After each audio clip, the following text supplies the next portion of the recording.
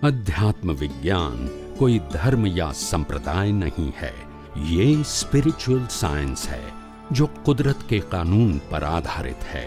ये विज्ञान पूरे ब्रह्मांड के सभी रहस्यों को उजागर करता है और जीवन के सभी पहलुओं को समझने के लिए एक नई दृष्टि देता है। इसी को आर्ट ऑफ विजन कहते हैं, दुनिया को देखने की एक नई दृष्टि, जो अध्यात्म विज्ञानी परम पूज्य स्वामी श्री कमलेशानंद जी के निर्देशन में सनातन सत्य का अनुसंधान कर हमारे जीवन को प्रकाशित करे। जय सच्चिदानंद। अनादि काळથી मनुष्य जीवનમાં મૂળભૂત ખામી અથવા અજ્ઞાનતા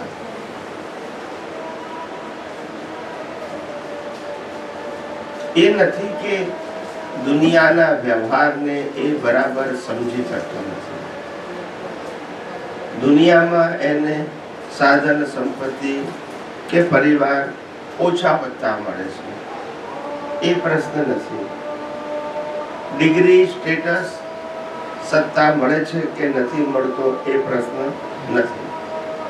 પ્રશ્ન મહત્વનો એ છે કે પોતે જેને બાળી નાખવાનું છે એને પોતે પોતાનું સ્વરૂપ માને છે, આ જ મોટી અજ્ઞાનતા છે।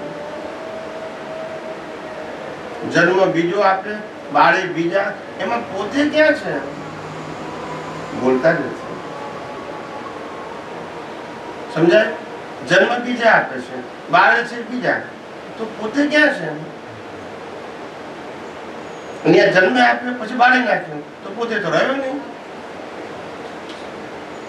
આજ તો શોધવાનું હતું કે હું જન્મું, જીવું ને મરી જાઉં, એ છું? બોલતા નથી। જે મરી જાય છે તો કાયમ માટે મરે છે કે ટેમ્પરરી મરે છે? આ શરીર ટેમ્પરરી મરે છે? કાયમ માટે। હું શરીરની વાત કરું છું ને, શરીર કાયમ નું મરે, ટેમ્પરરી? તો પછી આપણે એક ટેમ્પરરી છે? આપણો જન્મ, જીવન, મૃત્યુ ટેમ્પરરી છે? જન્મ, જીવન, મૃત્યુ એટલે આત્માની દ્રષ્ટિએ જન્મ, જીવન, મૃત્યુ કોનો થાય? શરીર। કોનો પ્રશ્ન હોય? એવું કેમ પૂછ્યું? કોણે પ્રશ્ન પૂછ્યું? કોણ? જન્મ, જીવન, મૃત્યુ કોણ હોય? શરીર। આત્માનું હોય। શરીર તો પછી એ ટેમ્પરરી છે, પરમેનન્ટ? ટેમ્પરરી। અને આપણે પરમેનન્ટ। તો આપણે હોઈ શકીએ? ના। આટલી પણ માણસને સમજણ કેમ નથી પડતી? બુદ્ધિશાળીને બોલતા નથી। અમારે ચમત્કાર કરવાનો છે? આ નવી વસ્તુ છે? આ આપણી સમજણ બહારની વસ્તુ છે? આપણે આંખે દેખતા નથી કે મારીને આયા ને? બોલતા નથી। આટલી પાયાની વસ્તુ સમજણ નથી પડતી, તો પછી મારે આ મનુષ્ય ભાવમાં બીજો વ્યવહાર ભલે કરવો, મારા સંજોગોને આધીન, પણ એક તો શોધખોળ કરું કે નહીં, ખરેખર હું છું કોણ? બરાબર। આને તો બાળવાનું છે નક્કી, એટલે આનો એન્ડ આવી ગયો, તો પછી મારી શોધ તો બાકી રહી ને? બોલતા નથી। તો મનુષ્ય ભાવ મારી શોધ માટે છે ને? ક્યાંની શોધ માટે છે? મારી શોધ માટે। અને સત્તા, સંપત્તિ, સંબંધ, સાધન મળે કે ના મળે, શું ફેર પડશે? કઈ નહીં। મળે તોય મૂકીને જવાનું, ના મળે તોય મૂકીને જવાનું। એટલે આની સાથે સંકળાયેલી વસ્તુ એ આપણો સબ્જેક્ટ નથી, એટલું ખબર પડે છે કે નહીં? આની સાથે સંકળાયેલા સત્તા, સંપત્તિ, સંબંધ અને સાધન એ આપણો વિષય નથી, પતી ગયું। અને આપણે કોણ છીએ એ જાણવાનું, સમજવાનું, અનુભવવાનું બાકી રહ્યું। આને જાણવા, સમજવા, ઓળખવાથી કોઈ પ્રગતિ નથી। અમે ગમે એટલું જાણશો તોય બાળવાનું, અમે ગમે એટલું સુધારશો તોય બાળવાનું। આની પાસે ગમે એટલી સંપત્તિ હોય તો મૂકીને જવાનું, આની સાથે ગમે એટલા સારા સંબંધો હોય તો મૂકીને જવાનું, ડિગ્રી ગમે એવી હોય તો મૂકીને જવાનું। તો પછી આની સાથે સંકળાયેલી વસ્તુને આપણે શું લેવા દેવા? કઈ જ નહીં। ને આપણે કઈ નહીં માટે જીવવાનું।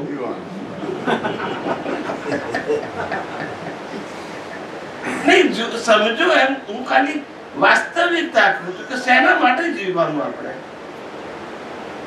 જે બધું મૂકીને જવાનું છે, જેને વારવાનું છે, એના માટે જ જીવવાનું. વિચાર કરો, કેટલી કેટલી ઘોર અજ્ઞાનતા છે. ઉગાડી આખી દેખાય છે તોય અજ્ઞાન છે. આમાં તો કોઈ ચમત્કારિક વાતો નથી ને, આ તો ઉગાડી આંખે દેખાય છે કે જન્મથી જીવન અને મોત અને જીવનની બધી અવસ્થાઓ શરીર સાથે મૂકીને જવાનું. આ કમ્પલસરી છે કે ઓપ્શન છે? કમ્પલસરી. આ બધા માટે છે, કોકના માટે? બધાના માટે. તો પછી આપણે શોધવાનું, આ જ્યાં સુધી શ્વાસ ચાલે છે ત્યાં સુધી એ શોધી લો ને, તો હું કોણ છું? જ્યાં સુધી શ્વાસ ચાલે ત્યાં સુધી શોધી લો કે હું કોણ છું. અને તે મનુષ્ય ભાવમાં શક્ય છે, પ્રાણીના ભાવમાં નથી. વિચાર કરો, હું કોણ છું એ જાણવા માટે મનુષ્ય ભાવ છે, એક વિચારક વ્યક્તિ તરીકે. અજ્ઞાની તરીકે તો બરાબર છે, શરીર માટે જીવે, પણ એક વિચારક માણસ તો વિચાર કરે ને કે હું શરીર નથી તો હું શું છું, એને શોધવા, સમજવા, અનુભવવા પ્રયત્ન કરવો. મારા આધારે શરીર છે, શરીરના આધારે હું નથી. યસ કે નો? યસ. અને બાળી નાખ્યા પછી હું છું, એટલે મારો આધાર આ નથી. યસ કે નો? એટલે હું કાયમનું છું, તો એને હોદું કે એને હોદું, આ ખ્યાલ નથી આવતો. પોતાને પોતે કોણ છે એ જ ખ્યાલ નથી આવતો, અને એની આ ફસામણ છે. દેહાધ્યાસથી. શેની ફસામણ છે? દેહાધ્યાસથી. દેહ તે જ હું છું, દેહ ભોગવે તે જ હું ભોગવું છું, દેહ મેળવે તે જ હું મેળવું છું, દેહને સુખ દુઃખ મળે તે જ મારા છે, દેહ જે ક્રિયા કરે છે એ હું કરું છું, દેહ બોલે છે હું બોલું છું, દેહ વિચારે છે એ હું વિચારું છું, અને દેહ બાળપણ, યુવાની, ઘડપણ કરે છે એ મારા છે, અને મરી પણ મારે જવાનું છે. કેવું અજ્ઞાન છે! આ બધું જ્ઞાન છે કે અજ્ઞાન છે? અજ્ઞાન છે. આની માયાજાળમાં ફસાયા છે.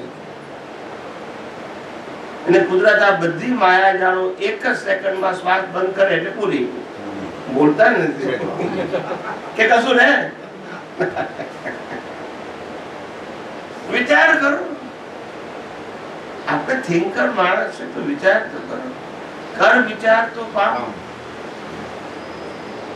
કેવી અદ્ભુત દશા આત્માની છે, પણ ઓળખાણ પડતી નથી.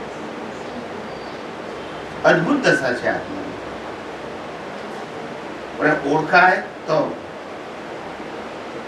અનાદિકાળથી આવું છે, અનાદિકાળથી.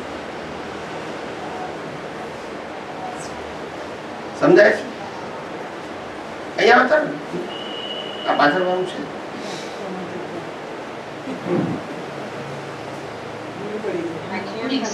એટલે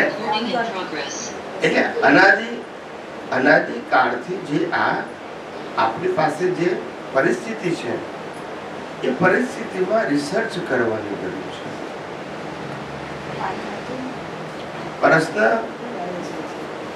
પ્રશ્ન એ નથી કે પંખો ચાલે છે, પ્રશ્ન એ નથી કે લાઈટ ચાલે છે, પ્રશ્ન એ નથી કે ફ્રીજ કામ કરે છે કે નહીં, પ્રશ્ન એ નથી કે ટીવી કઈ કંપનીનું છે, પ્રશ્ન એ નથી કે વોશિંગ મશીન કઈ કંપનીનું છે, પ્રશ્ન એ છે કે પાવર છે કે નહીં, એ પ્રશ્ન છે. બોલતા નથી. પાવર ના હોય તો આ બધાની શું વેલ્યુ? એમ જન્મથી મોત સુધી મન વચન કાયની અવસ્થામાં આત્મા ના હોય તો કિંમત આત્માની કે શરીરની? અને કરીએ છે નહીં, માવજત નહીં, કિંમત કહું છું. માવજત તો શરીરની જ કરવાની, આત્માની માવજત ના હોય તો ફિઝિકલ નથી. પણ વેલ્યુ આપણને ખબર પડવી જોઈએ બધી અવસ્થામાં. મારા આધારે શરીર છે, મારા આધારે શરીરની અવસ્થાઓ છે, મારા આધારે સંજોગો છે, એને આધારે હું એ જતો રહે તો મને ફેર પડવાનો આટલો કોન્ફિડન્સ હોવો, ત્યારે ધીમે ધીમે દેહાધ્યાસ મોડો પડે. શું પડે?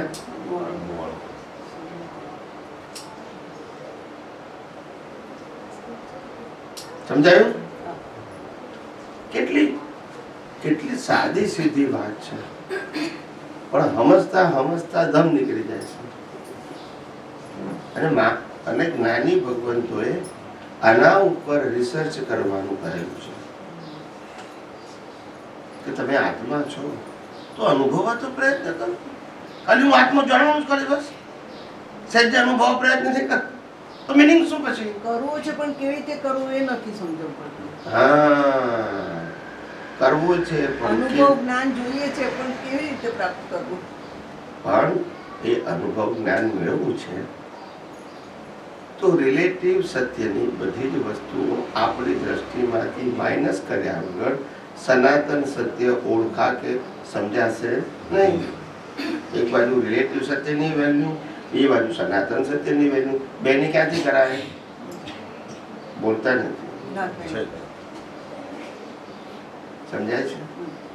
રિલેટિવ સત્ય છે એને કુદરત ચલાવે છે, આપણે ચલાવવાનું છે નહીં. માટે આપણે વેલ્યુ માત્ર આત્માની કરશું તો પણ રિલેટિવ સત્યવાળું શરીર એઝ ઇટ ઇઝ ચાલશે, કારણ કે કુદરત જ ચલાવે છે. અને પ્રોગ્રામ કયા અવતારનું છે? આજે તમારે શું કરવાનું છે? એમાં એટેન્શન નહીં આપો તો ફેરફાર થવાનું ના. રામ કશું ના કરે તો વનવાસ ના જવું પડે. કેમ? ઉદય કર્મ. તો આખી લાઈફ આપણી કેવી છે? ઉદય કે આપણી મહેનત પ્રમાણે ચાલે છે. તો પછી એટેન્શન ની ક્યાં જરૂર છે? ઉદય કર્મમાં એટેન્શન ની જરૂર છે?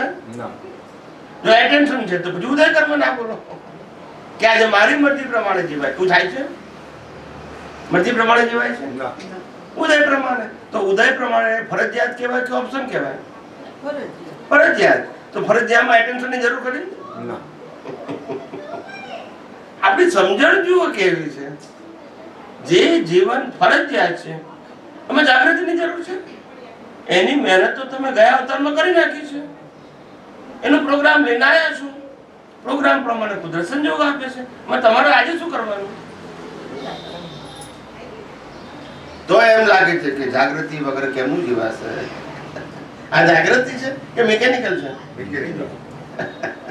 જાગૃતિ આત્મામાં રાખવાની છે, આ તો મિકેનિકલ છે. એમાં જાગૃતિ રાખવાથી પણ મનમાં જવાનું તો જશે, જવું જ પડશે. ફેરફાર જાગૃતિ રાખવાથી સંજોગ બદલવાના નથી. સમજણ પડે છે?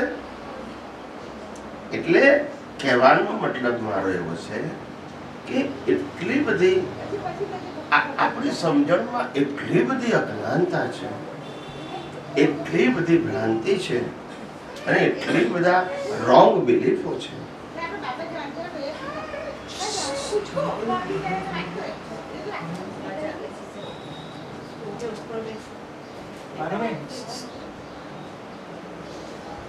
એટલે અનાદિકાળથી સહજ સરળ સુગમ જ્ઞાન અઘરું કેમ થઈ ગયું? ખબર જ ના પડી ને કે મુક્તિનો માર્ગ એટલે શું? આત્માની ખોજ, આત્માની અનુભૂતિ. પણ એ ખોજને પ્રાપ્ત કરવા માટે પહેલા આત્મા સિવાયની વસ્તુમાં જે માન્યતાઓ હતી એને ઇરેઝ કરવી પડશે. માન્યતાને, સંજોગોને બદલવાના નથી, પણ માન્યતાને તો બદલો. પહેલા એમ હતું કે હું વિચાર કરું છું, હવે કાઢી નાખું. મન વિચાર કરે છે. પહેલા એમ હતું કે હું બોલું છું, હવે કાઢી નાખું. વાણી મોઢું બોલે છે. પહેલા એમ હતું કે હું ક્રિયા કરું છું, હવે કાઢી નાખું. શરીર ક્રિયા કરે છે. પહેલા એમ હતું કે શરીર હું છું, હવે કાઢી નાખું. શરીર એ કુદરતી રચના છે. એમ કાઢતા જવું પડશે તો ખબર પડશે કે હું શું છું. હું નથી એમાં છું માન્યું છે તો પછી હું છું એ કેવી રીતે સમજાશે? ના સમજાવે છે. એક વખત ફરી વખત બોલી દો છે. શું આ બધું આમાં એક્શન રિપ્લે ના હોય. સ્વામીજી પાસે હોય. હું એવું કહું છું કે વિચાર આવે ત્યારે પહેલા એવું માનતા હતા કે હું વિચારું છું, હવે ખબર પડી આ તો મન વિચારે છે. પહેલા એવું લાગતું હતું કે હું બોલું છું, સારું કે ખરાબ, પણ કોણ બોલું છું? હું બોલું છું. હવે ખ્યાલ આવે આ તો પ્રકૃતિ બોલે છે. પહેલા સારું ખરાબ હું કરતો હતો, હવે ખ્યાલ આવે આ તો પ્રકૃતિ કરે છે. પહેલા એવું હતું કે આ મન વચન કાયા હું છું, હવે તો ખબર પડી આ તો કુદરતી રચના છે. બરાબર છે? તો પછી આટલું ખબર પડ્યા પછી આ બધી બિલીફો જો તમને ઇરેઝ કરતા નહીં આવે, બિલીફ ખાલી, તો પછી તમને તમારા સ્વરૂપનો અનુભવ તરફ આગળ કેમ ના વધશો? ના બતા. તમે રિલેટિવ સત્યમાંથી, કુદરતનું છે તેનામાંથી બહાર જ નીકળતા નથી, તો સનાતન સત્ય કેવી રીતે સમજાશે? એ છે પણ તમને કેવી રીતે સમજાશે? ના સમજાય. પરણ્યા પછી દીકરી છું એ ભૂલવું પડે, વહુ તરીકે રોલ કરવો હોય તો દીકરી જેવું કરીએ તો ચાલે? દીકરી તો ભણી ગણીને ઘેર આવીને સુધી દફતર નાખીને ઊંઘી જતી હોય, એ ત્યાં ચાલે પછી વહુ તરીકે? ના ચાલે. આપણે કે ના હું પણ દીકરી છું, ના ચાલે, તો હોમનો જ રોલ કરવો પડે છે. એમ અહીંયા આપણને સમજાવવું જોઈએ કે હવે મારે શરીરનો રોલ નથી કરવાનો. શરીરનો રોલ તો કુદરત ફરજિયાત શરીરને કરાવડાવે. સંજોગો કુદરત આપવાનું છે, હવા પાણી ખોરાક કુદરત આપવાનું છે. મારે તો આ જે મશીન ચાલી રહ્યું છે એનાથી મુક્ત એવો હું શુદ્ધાત્મા છું એની અનુભૂતિ કરવાની છે. કેમ? કારણ કે મારી હાજરીમાં એનું અસ્તિત્વ છે, એની હાજરીમાં મારું અસ્તિત્વ વેલ્યુ મારી છે, એની. આ તો મશીન છે અને મશીન પ્રોગ્રામ પ્રમાણે ચાલે છે. હું થોડો મશીન છું, હું તો ચેતન છું. જ્ઞાન દર્શન મારો ગુણ છે, મશીનનો નથી. સમજાય છે? હિન્દુસ્તાનમાં લોકોને એ જ ખબર પડતી નથી કે જ્ઞાન આને ના હોય. મહાવીરના શરીરને જ્ઞાન નતું માટે બાળ્યું. જ્ઞાન હોય તો બળાય ના પડાય. હું કહું ને તારે કેટલાકને લાઈટ થાય કે વાત તો સાચી છે, અત્યાર સુધી ખોટી હતી.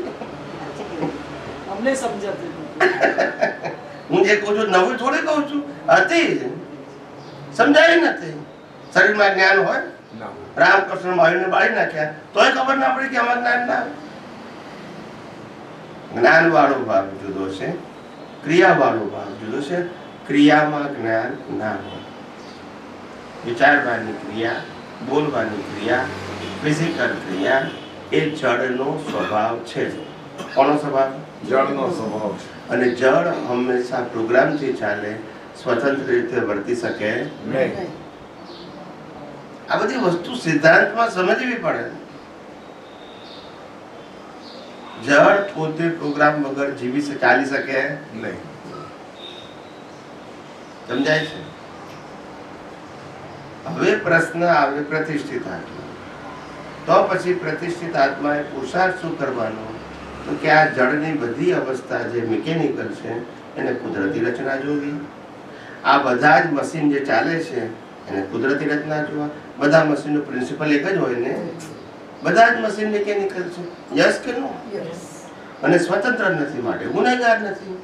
ગુનેગાર નથી તો રાગ અથવા દ્વેષ કરવાની જરૂર નથી. આ પ્રોસેસ કરશો ત્યારે ખબર પડશે કે હું આનાથી જુદો એવો શુદ્ધ આત્મા છું. આ બધી અવસ્થાઓ મારી નથી. જ્ઞાન વિધિમાં બોલે તો ખરા કે પ્રકૃતિનો એક પણ ગુણ મારામાં નથી, મારો એક પણ ગુણ પ્રકૃતિમાં નથી. ગુણે કરી બંને સર્વથા.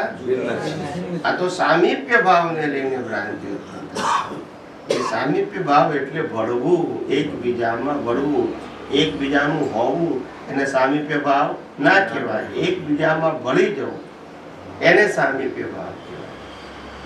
સમજાય છે? એટલે જળમાં ભળી જવું. ભળવું એટલે જળની અવસ્થાને પોતાની અવસ્થા માનવી એટલે ભળી ગયા. એ ના ભળે તો નિવેડો આવશે. વારે ઘડીએ ભળી જાય છે. જન્મ્યો હું, જીવ્યો હું, ગયડો હું થયો, મર્યો હું, પરણ્યો હું, રાંડ્યો હું, છોકરા મારા, એટલે આ બધું તારું છે? તો કે હા. તો લઈને જવાનું? તો લઈને નહીં જવાનું. તો પૂછે પહેલેથી કેમ નથી મારું? તારું હોય તો લઈ જા. બોલતા નથી. આપણા બેંકમાં પૈસા હોય અને રોજ 500 મૂકીએ એટલે મહિને કેટલા થાય? 15,000. 15,000 થાય. એટલે બેંક વાળાને 15,000 આપો, તમને મળશે નહીં, આંકડું દેખાડશે તો ચાલે? ત્યાં કેવું કરવું પડે છે કે મારા હોય તો મને હાથે આવે, અહીંયા કશું આવતું નથી. તો એ કીધું મારે નથી આવતું તો મારા. એટલે કીધું કુદરતે કે જુઓ, હું તમારી પુણ્ય અને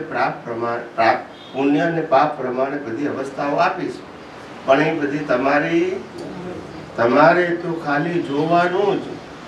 શું કરવાનું? જોવાનું. કે બેંક બેલેન્સ વધ્યું, સોનું વધ્યું, ચાંદી વધ્યું, સ્ટોક માર્કેટ વધ્યા, કશું લઈ જવાનું નહીં. બોલતા નથી. શરીર પણ જોવાનું, લઈ જવાનું નહીં. કારણ કે મારું છે, આ મશીન મારું છે, ચલાવવું છું એ હું. ખ્યાલ આવ્યો? તમારું શું છે? કઈ નહીં, વાપરે એટલું તો ખરું ને. કશું જ નહીં. જે વાપરીએ એ મારું નહીં કહેવાય. શું વાપર્યું?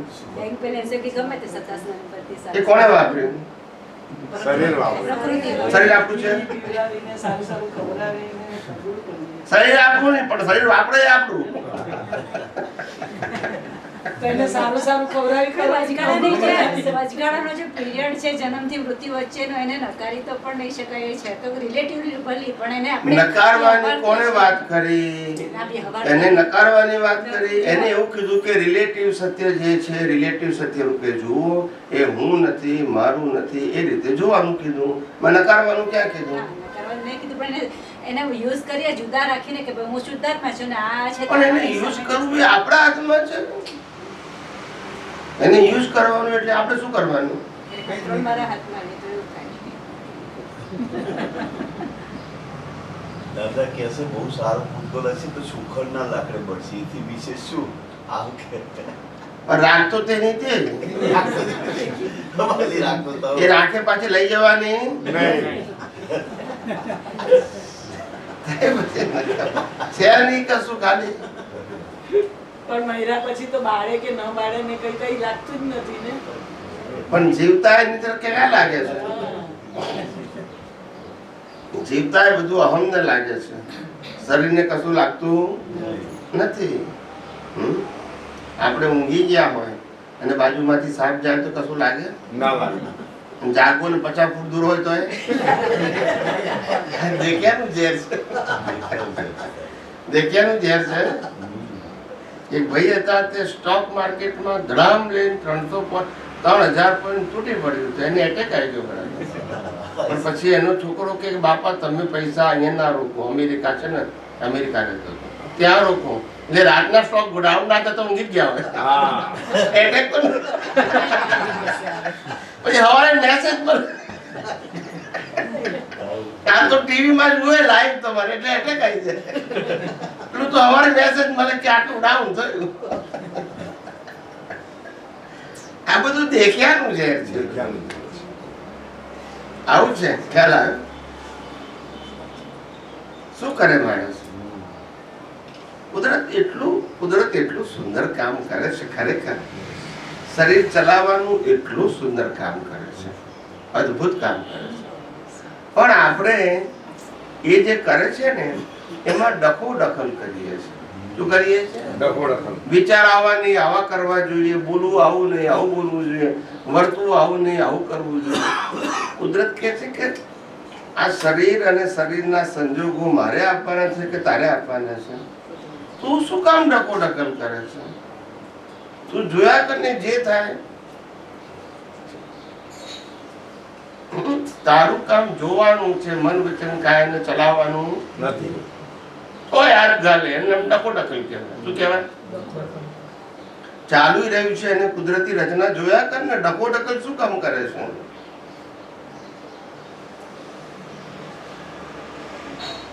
એક કાકાને જમીનનો કેસ ચાલતો હતો. શેનો કેસ? જમીનનો. તે બાપાએ કોઈને પેલા શું કહેવાય ખેતી કરવા માટે આપી હતી. એને કીધું કે આ તો જમીન મારી છે, હું તો 25 વર્ષથી ખેતી કરું છું. ખેતી કરવાનો હક આપ્યો તો એને માલિકી હક કરી નાખ્યો. તો પછી કેસ ચાલ્યો કોર્ટમાં. એટલે કેસ ચાલ્યો તો બહુ લાંબો ચાલ્યો. તો કાકાની ઉંમર 80 વર્ષ થઈ ગઈ, તોય નિવેડો ના ના. છેલ્લી ઘડીએ છેલ્લા શ્વાસો હતા તારે નિર્ણય આવ્યો કે ભાઈ કાકા જમીન તમારી. કાકા કે હવે હું ઉપર જઉં છું. બોલતા હવે કોણ? છોકરાઓની. પણ એ છોકરો એનો કરો ના બોલો તો પારકાની જ છે, તો પછી હું કામ આટલી ઉપાધિ કરું? છોકરો પારકો થઈ જશે ને પેલો પાર પડશે. કેટલી ઉપાધિ પડે એમ પૂછું છું. ના જુઓ, વિચાર કરો, આવા કિસ્સાઓ જીવનમાં કેટલાય આપણા સમાજમાં બને જ છે, આપણી સામે બને છે. એટલું આપણી સમજણમાં એટલી બેભાન પડે છે, અનકોન્શિયસ, ખ્યાલ ખબર જ નથી. જ્યાં જાગવાનું છે ત્યાં જાગતા નથી, ને જ્યાં ઊંઘવાનું છે ત્યાં જાગીએ છીએ. આ મન વચન કાયાની અવસ્થામાં ઊંઘવાનું છે તો ત્યાં જાગીએ છીએ, અંદર જાગવાનું છે તો ઊંઘીએ છીએ. અંદર પ્રતિષ્ઠિત આત્માને જાગવાનું છે કે ભાઈ હું શુદ્ધ આત્મા છું અને આ કુદરતી રચના છે, ત્યાં એને જાગવાનું છે. અને મન વચન કાયામાં ઊંઘવાનું છે, કારણ કે એનો બનાવનાર, ચલાવનાર, અંત લાવનાર કુદરત છે. આપણે શું કરવાનું છે? તો જ્યાં જાગવાનું છે ત્યાં ઊંઘી જાય છે, અને જ્યાં ઊંઘવાનું છે ત્યાં જાગે છે. એની ઉપાધિ છે. મન વચન કાયની અવસ્થામાં ઊંઘવાનું છે તો ત્યાં જાગે છે, અને પ્રતિષ્ઠિત આત્માએ અંદર જાગવાનું છે તો ત્યાં ઊંઘી જાય છે. એ કે છે મને શુદ્ધાત્મા છે યાદ નથી રહેતું, કુદરતી રચના યાદ નથી રહેતું. કેમ નથી રહેતું યાદ? તો કે આમાં જાગ્યો છે એટલે.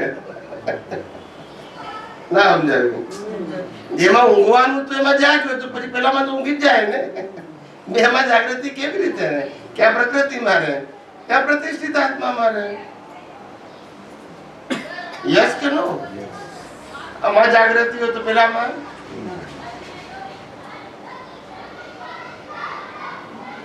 એ સમજતા વાર લાગે છે કે આ મન વચન કાયા એ પ્રોગ્રામ થી ચાલે છે. એ હજુ સમજતા જ વાર લાગે છે.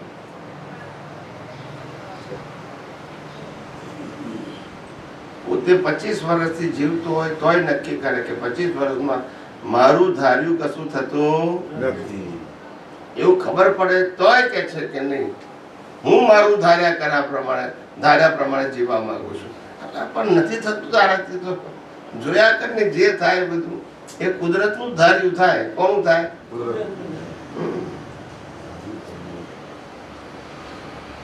પેલા કહેવતો ઊંધી પડી ગઈ હતી કે ધાર્યું ધણી નું થાય. ધણી એટલે પતિ નહીં, કુદરત.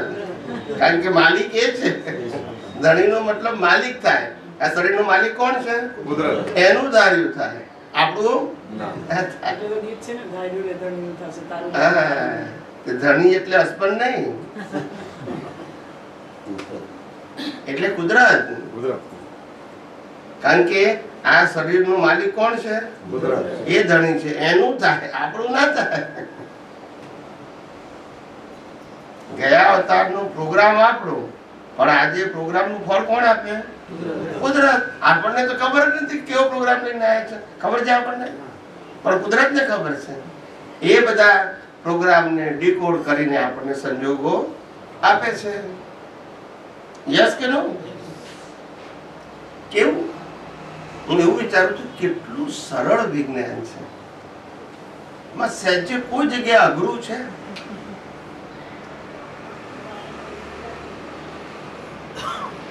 ઘણા એમ કે સ્વામીજી પણ સંસારમાં જાગૃતિ ના રાખીએ તો વ્યવહાર કેમનું ચાલે?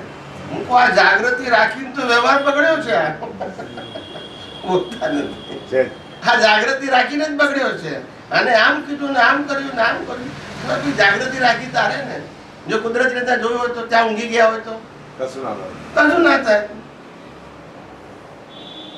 એમાં જાગો છો એની તો આ ઉપાધિ છે. એમાં જાગવાની જરૂર નથી. નથી. મેં કેટલાય સત્સંગમાં કીધેલું છે કે આજે 9 તારીખ કઈ તારીખ થઈ? આજે 6 તારીખ. આજે 6 તારીખ થઈ એટલે 5 તારીખનો એપિસોડ પૂરો થઈ ગયો. હવે આ 6 કલાક પછી 6 તારીખનો એપિસોડ પૂરો. પછી લાઈફમાં એ એપિસોડ ફેરથી આવવાનું તો યાદ રાખીને શું કરો છો? કુદરતે ભૂસી નાખ્યું. બોલતા નથી પણ માણસ ભૂલતો નથી. 25 વર્ષ સુધી યાદ રાખે છે. હું એ તો કહું છું. કુદરતે પોતાના મસ્ટરમાંથી એ એપિસોડો કાઢી નાખ્યા પણ માણસ કાઢતો નથી. મને આને એટલું દુઃખ આપ્યું હતું 50 વર્ષ ઈ મરી જાય તો પણ યાદ રાખે. એટલા ઈ માટે મરી જાય તો પણ યાદ રાખે. એટલું દેહાધ્યાસ છે. દુઃખ આને આપ્યું છે, આપણને આપ્યું છે? યસ કે નો? Yes. સુખ કે દુઃખ કોને આપ્યું? શરીરને. આત્માને થોડું આપ્યું છે. અને શરીર તો કર્મ ભોગવવાનું સાધન છે. એને તો સુખ દુઃખ આવે કે ના આવે, પણ એના સુખ દુઃખ કે આપણા સુખ દુઃખ છે એ તો અજ્ઞાન છે. શરીરને સુખ દુઃખ છે આપણે માનીએ છીએ પણ શરીર આપણે નથી તો સુખ દુઃખ આપણા પણ એમ કહું છું. શરીરને સુખ દુઃખ નથી એવું નથી કહેતો. શરીર તો કર્મ ભોગવવાનું સાધન છે. એને તો સુખ દુઃખ હોય જ.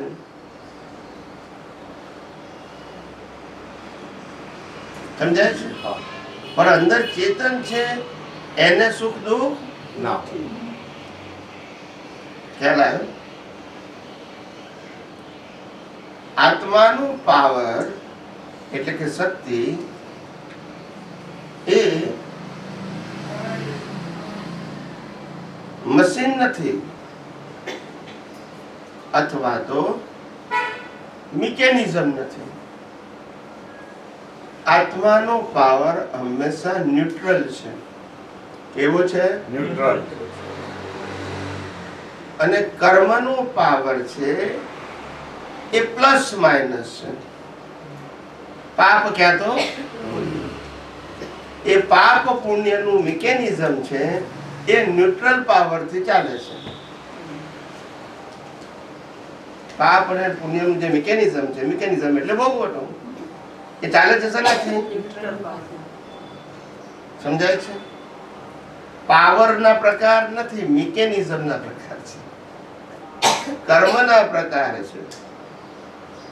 પાવર તો હંમેશા કેવો છે? એક મીટર.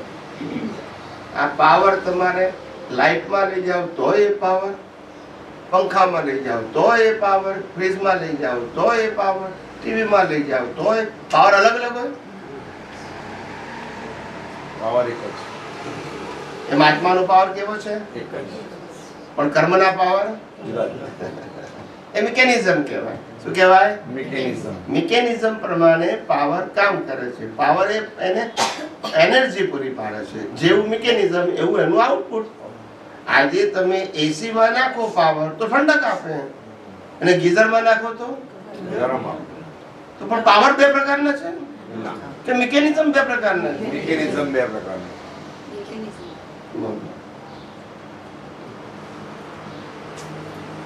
તમારા કર્મનું મિકેનિઝમ એવું છે કે પાવર તો ન્યુટ્રલ છે પણ મિકેનિઝમ પ્રમાણે એનું આઉટપુટ આવે છે. એ મિકેનિઝમ તમારું છે જેને આપણે કર્મ કહીએ છીએ. એ કર્મનું ફળ કુદરતે આપ્યું. પાવર તો ન્યુટ્રલ છે અને પાવર વગર મિકેનિઝમ કામ કરે નહીં. આપણી આ મોબાઈલ છે એમાં બેટરી ના હોય તો ના. બોલો શું ખબર પડે છે? એમાં શરીરની બેટરી આંખમાં જ છે એ નીકળી જાય તો પણ રીચાર્જ ના થાય. બસ પાસ્ટ થી વર્તમાન ને વર્તમાન થી ફ્યુચર કનેક્ટેડ નથી સ્વામી. બિલકુલ કનેક્ટેડ. સમજાતું નથી પણ સમજાવવા કે કોઈ વર્તમાન ભૂતકાળનો કોઈ પ્રસંગ મારા વર્તમાન સાથે કનેક્ટેડ નથી કે હશે એ મને સમજાતું નથી પણ એનો આન્સર આપો ને કે કનેક્ટેડ એકબીજા સાથે હોલ લાઈફ એક સાથે કનેક્ટેડ. આ મરી જ ગયો કાલનો દિવસ સવારે માટે હવે આજે નવું જ છે એવું કે આ મારી સાથે કનેક્ટેડ છે વર્તમાન સાથે ભૂતકાળ અને ભૂતકાળથી વર્તમાનથી ભવિષ્ય. એકે સંજોગો કનેક્ટેડ નથી. બધા સંજોગો સેપરેટ છે. એવા છે સેપરેટ. પણ કેટલાક સંજોગોમાં એક જ વ્યક્તિ સાથેના હિસાબો લાંબા હોવાથી આપણને કનેક્ટેડ લાગે છે એવું છે નહીં. હું તમને સમજાવું એટલે આપણને એમ લાગે કે હસબન્ડ વાઈફ છે એટલે કનેક્ટેડ કહેવાય ને. ના, હસબન્ડના કર્મો જુદા, વાઈફના કર્મો જુદા. હસબન્ડ વાઈફના કર્મો કોમન છે, પણ હસબન્ડના મા બાપ સાથેના કર્મો, વાઈફના મા બાપ સાથેના કર્મો, હસબન્ડના ભાઈ બહેન સાથેના કર્મો, વાઈફના ભાઈ બહેન સાથેના કર્મો એક જ કે જુદા? જુદા. હસબન્ડનું એજ્યુકેશન, વાઈફનું એજ્યુકેશન, હસબન્ડના ફ્રેન્ડ, વાઈફના ફ્રેન્ડ એક કે જુદા? જુદા જુદા. પણ અંદરના એ જુદા એક કર્મ જ છે ને. કર્મ. ખાલી એક કર્મ તમારું હસબન્ડ વાઈફ નું કોમન છે, બાકી બધું જુદું છે. યસ કે નો? Yes yes. બધાનું ભાવ પણ જુદા બધાના. ભાવથી જ તો કર્મ છે ને. ખ્યાલ આવે? બધાનું બધું જુદું છે. જેટલું કોમન છે એટલું સાથે રહેવાનું થાય, પણ બાકી બધું જુદું છે બધાયનું. બધાનું. એક હોઈ શકે જ નહીં ને. બંનેના કર્મના પેકેજ જુદા છે. એમાં આટલું પેકેજ તમારી સાથે છે હસબન્ડ વાઈફનું, આટલું પેકેજ સરખું છે કે ભાઈ બહેનનું, આટલું પેકેજ સરખું છે કે મા બાપ અને છોકરાનું, બાકી બધું બંનેનું જુદું છે. વિચારો પણ જુદા જ છે ને. બધું પણ જુદું જ હોય ને. પણ એના મન બુદ્ધિ ચિત્ત અહંકારના કર્મના હિસાબો અને બીજી વ્યક્તિના ઘરમાં કર્મના હિસાબો એનો ગ્રો અલગ અલગ સંજોગોમાં થયો છે. ગયા અવતારમાં આ સંજોગો નતા. સમજાય છે? દરેકનો ગ્રો વિકાસ અલગ અલગ સંજોગોમાં થયો છે. તો એના મન બુદ્ધિ ચિત્ત અહંકારને આધારે જે ભાવ થયા હોય એ અલગ અલગ જ હોય ને. અલગ અલગ. જે કોમન હિસાબ હતો એટલા જ તમારા હિસાબ છે, બાકી બધા બેના કેવા છે? બધા જુદા. ખ્યાલ આવ્યો? એકને ગળી ચા ભાવે ને એકને ડાયાબિટીસ. શું કરે હવે? બોલતા નથી. નહીં બધાનું. ખ્યાલ આવ્યો? એક કે છે મારે ફાફડા જલેબી જોઈએ ને એક કે છે મારે ફ્રૂટ જોઈએ. હવે મેર કેમ ન પડે? બંનેની ચોઈસ જ જુદી હોય. એ રિલેશનનો ફીલ્ડ થયું. એવા તો બહુ જ બધા ફીલ્ડ છે ને જિંદગીને સ્પર્શતા. હા, પણ બધાના બધા ફિલ્ડો અલગ અલગ હોય. કેટલાક જ સંજોગો કોમન હોય. જે આપણો હિસાબ છે, સામ સામે હિસાબ છે, એ કોમન સંજોગ છે. બાકીના બધા સ્વતંત્ર હોય. હસબન્ડ બહાર જાય, નોકરી ઉપર જાય, ધંધા ઉપર જાય, એના રિલેશન સાથે વાઈફને લેવા દેવા, અને વાઈફ ફ્રેન્ડ્સ, વાઈફ બધી બેનપણીઓને મળવા જાય, ભજન ગાવા જાય, મંદિરે જાય કે બીજે કઈ જાય, એને હસબન્ડને લેવા દેવા. એ બંનેના હિસાબ કેવા હોય? નહીં, પણ હસબન્ડ વાઈફ તો હિસાબો જુદા હોય ને. એકબીજાને છે લેવા દેવા? હસબન્ડના મિત્રો સાથે વાઈફને લેવા દેવા ખરી? હસબન્ડના કલિંગને વાઈફને લેવા દેવા ખરી? નહીં લેવા દેવા. બંનેના હિસાબ જ જુદા છે. તો આટલો હિસાબ જ કોમન છે. આ સમજાતું નથી માણસને. પ્રત્યેક વ્યક્તિ એના સ્વતંત્ર કર્મો લઈને આવ્યું છે. જેટલા કર્મો કોમન છે એટલો તમારો સામ સામે હિસાબ છે. બાકી બધામાં તો સ્વતંત્ર છે. એ છે, તમે છો. સમજાયું કે નહીં? આજે 25 વર્ષે લગ્ન કરીએ તો 25 વર્ષ સુધી તમારા બેના હિસાબ એક હતા કે જુદા? જુદા જ હતા. જુદા જ હતા ને. અને Yes પછી કે પણ જુદા જ છે. પછી જુદા છે. પૈણ્યા પછી સાથે રહો તોય જુદા હોય. પુરુષ કે છે અમારા પાછલા મિત્રો છે, પેલી કે છે અમારી પાટલી બેનપણીઓ છે. તો બેન લેવા દેવા કરી. કોઈ નહીં. આ સમજવાનું છે. હસબન્ડ વાઈફ એ કર્મના હિસાબ છે. હસબન્ડ વાઈફ એ કાયમી સ્ટેટસ નથી. એ કર્મ ભોગવવાના હિસાબનું છે. ભોગવવાના હિસાબનું એ એક્ઝોસ્ટ થઈ રહ્યું છે. શું થઈ રહ્યું છે? એ શરૂ થતું નથી. જે પેકેજ લઈને આવ્યો છે પેકેજ દિવસે શું થાય છે? પૂરું થાય છે. શરૂ થતું નથી. અને માટે કુદરત કહે છે કે તમે કશું નહીં કરશો તો હું પેકેજ પૂરું કરાવીશ. કારણ કે જવાબદારી મારી છે. હિસાબ તમારે, એક્ઝામ તમારે આપવાની, રિઝલ્ટ મારે આપવાનું. રિઝલ્ટમાં તમારી કોઈ જવાબદારી નથી. તમને બધું તૈયાર મળશે. એક્ઝામમાં તમારે મહેનત કરવાની, રિઝલ્ટમાં કરવાની. બોલો, વિચાર કરો. ખ્યાલ આવ્યો?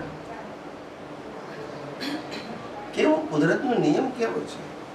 છોકરાના જે છોકરો આવે ને બાપા એમને એમ દાદા બની જાય, બોલતો રિઝલ્ટમાં મહેનત નહીં કરવાનું. સમજાય છે? કોઈ મહેનત નહીં. છોકરો તમારે ડોક્ટર થાય તો બાપા કે મારો છોકરો ડોક્ટર, બાપાએ કશું ના કર્યું, ફી ના આપ્યું હોય તો ઓનલાઈન ભણ્યો હોય તોય કે છે કે મારો છોકરો ડોક્ટર. ત્યાં તો ખરા ને વ્યવહાર છે ને, આવું છે એ સમજવા જેવું છે. આખી લાઈફ એવી છે, બધા માટે એવું છે. એક પણ વસ્તુનું કોઈ કનેક્શન નથી, કોઈ કનેક્શન નથી. કનેક્શન ખાલી હિસાબ પૂરતું છે, બાકી બંનેના વિચારો બધું સ્વતંત્ર હોય. કારણ કે એનો ગયા અવતારમાં વિકાસ જ અલગ થયો છે. આટલો જે કોમન હિસાબ છે એટલા પૂરતું તમારે ભેગું છે, બાકી બધું જુદું છે એનું. હવે તમે બંને એમ તો કે એક થઈ, પણ એક થાય કેમ? કેવી રીતે એક થાય? થઈ જ ના શકે. એડજસ્ટ થવું પડે. શું થવું પડે? એક ના થાય, એડજસ્ટ થવું પડે, પણ એક ના થાય, અલગ જ રહે. આ બધું તમે સમજો ને તારે ખબર પડે. હું તમને બધાને એટલા માટે કહું છું કે આ રિલેટિવ સત્યમાં ઊંડા ના ઉતરો, સનાતન સત્યથી આ દુનિયાને સમજવા પ્રયત્ન કરો. તમે વ્યક્તિગત કેસીસને સ્ટડી ના કરો. See, you try to understand the universal truth, law and science. આમ સમગ્ર સમજશો તો સમજાશે. આ વ્યક્તિગત સમજવા જશો તો નહીં સમજાય.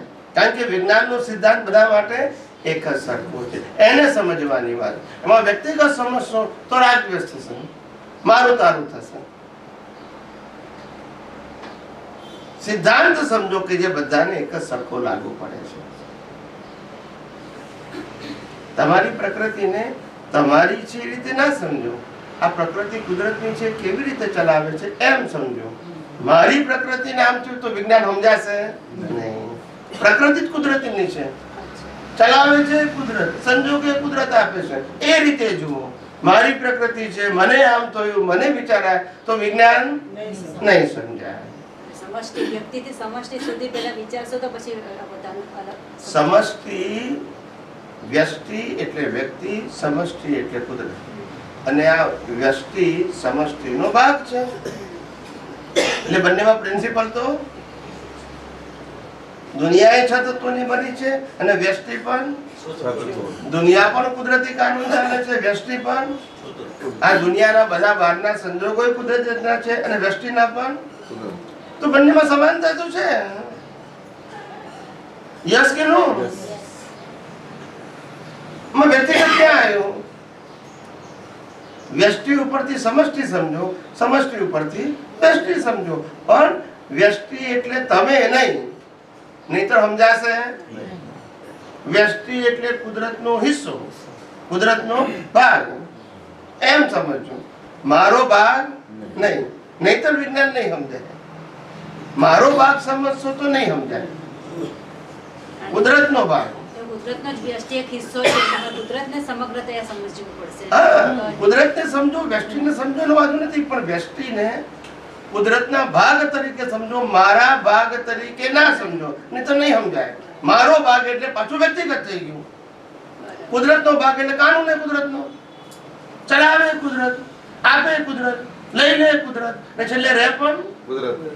તો આપણે કઈ જગ્યાએ છે? પહેલેથી છેલ્લે સુધી કુદરતનું તો છે બધું. એમાં મારું શબ્દ લાગશે, હું શબ્દ લાગશે તો વિજ્ઞાન નહીં સમજે.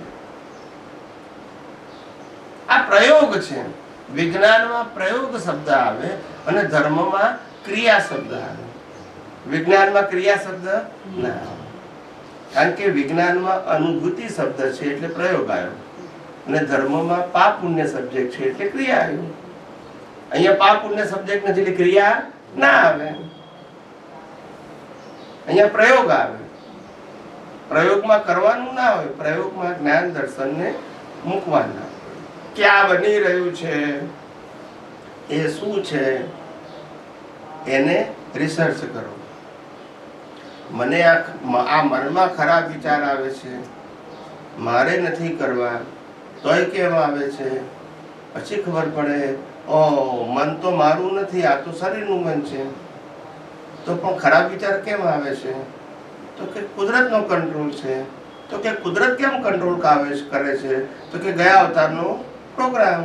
તો એમાં આ અવતારમાં મારે શું કરવાનું? કરવાનું કુદરતી રચના.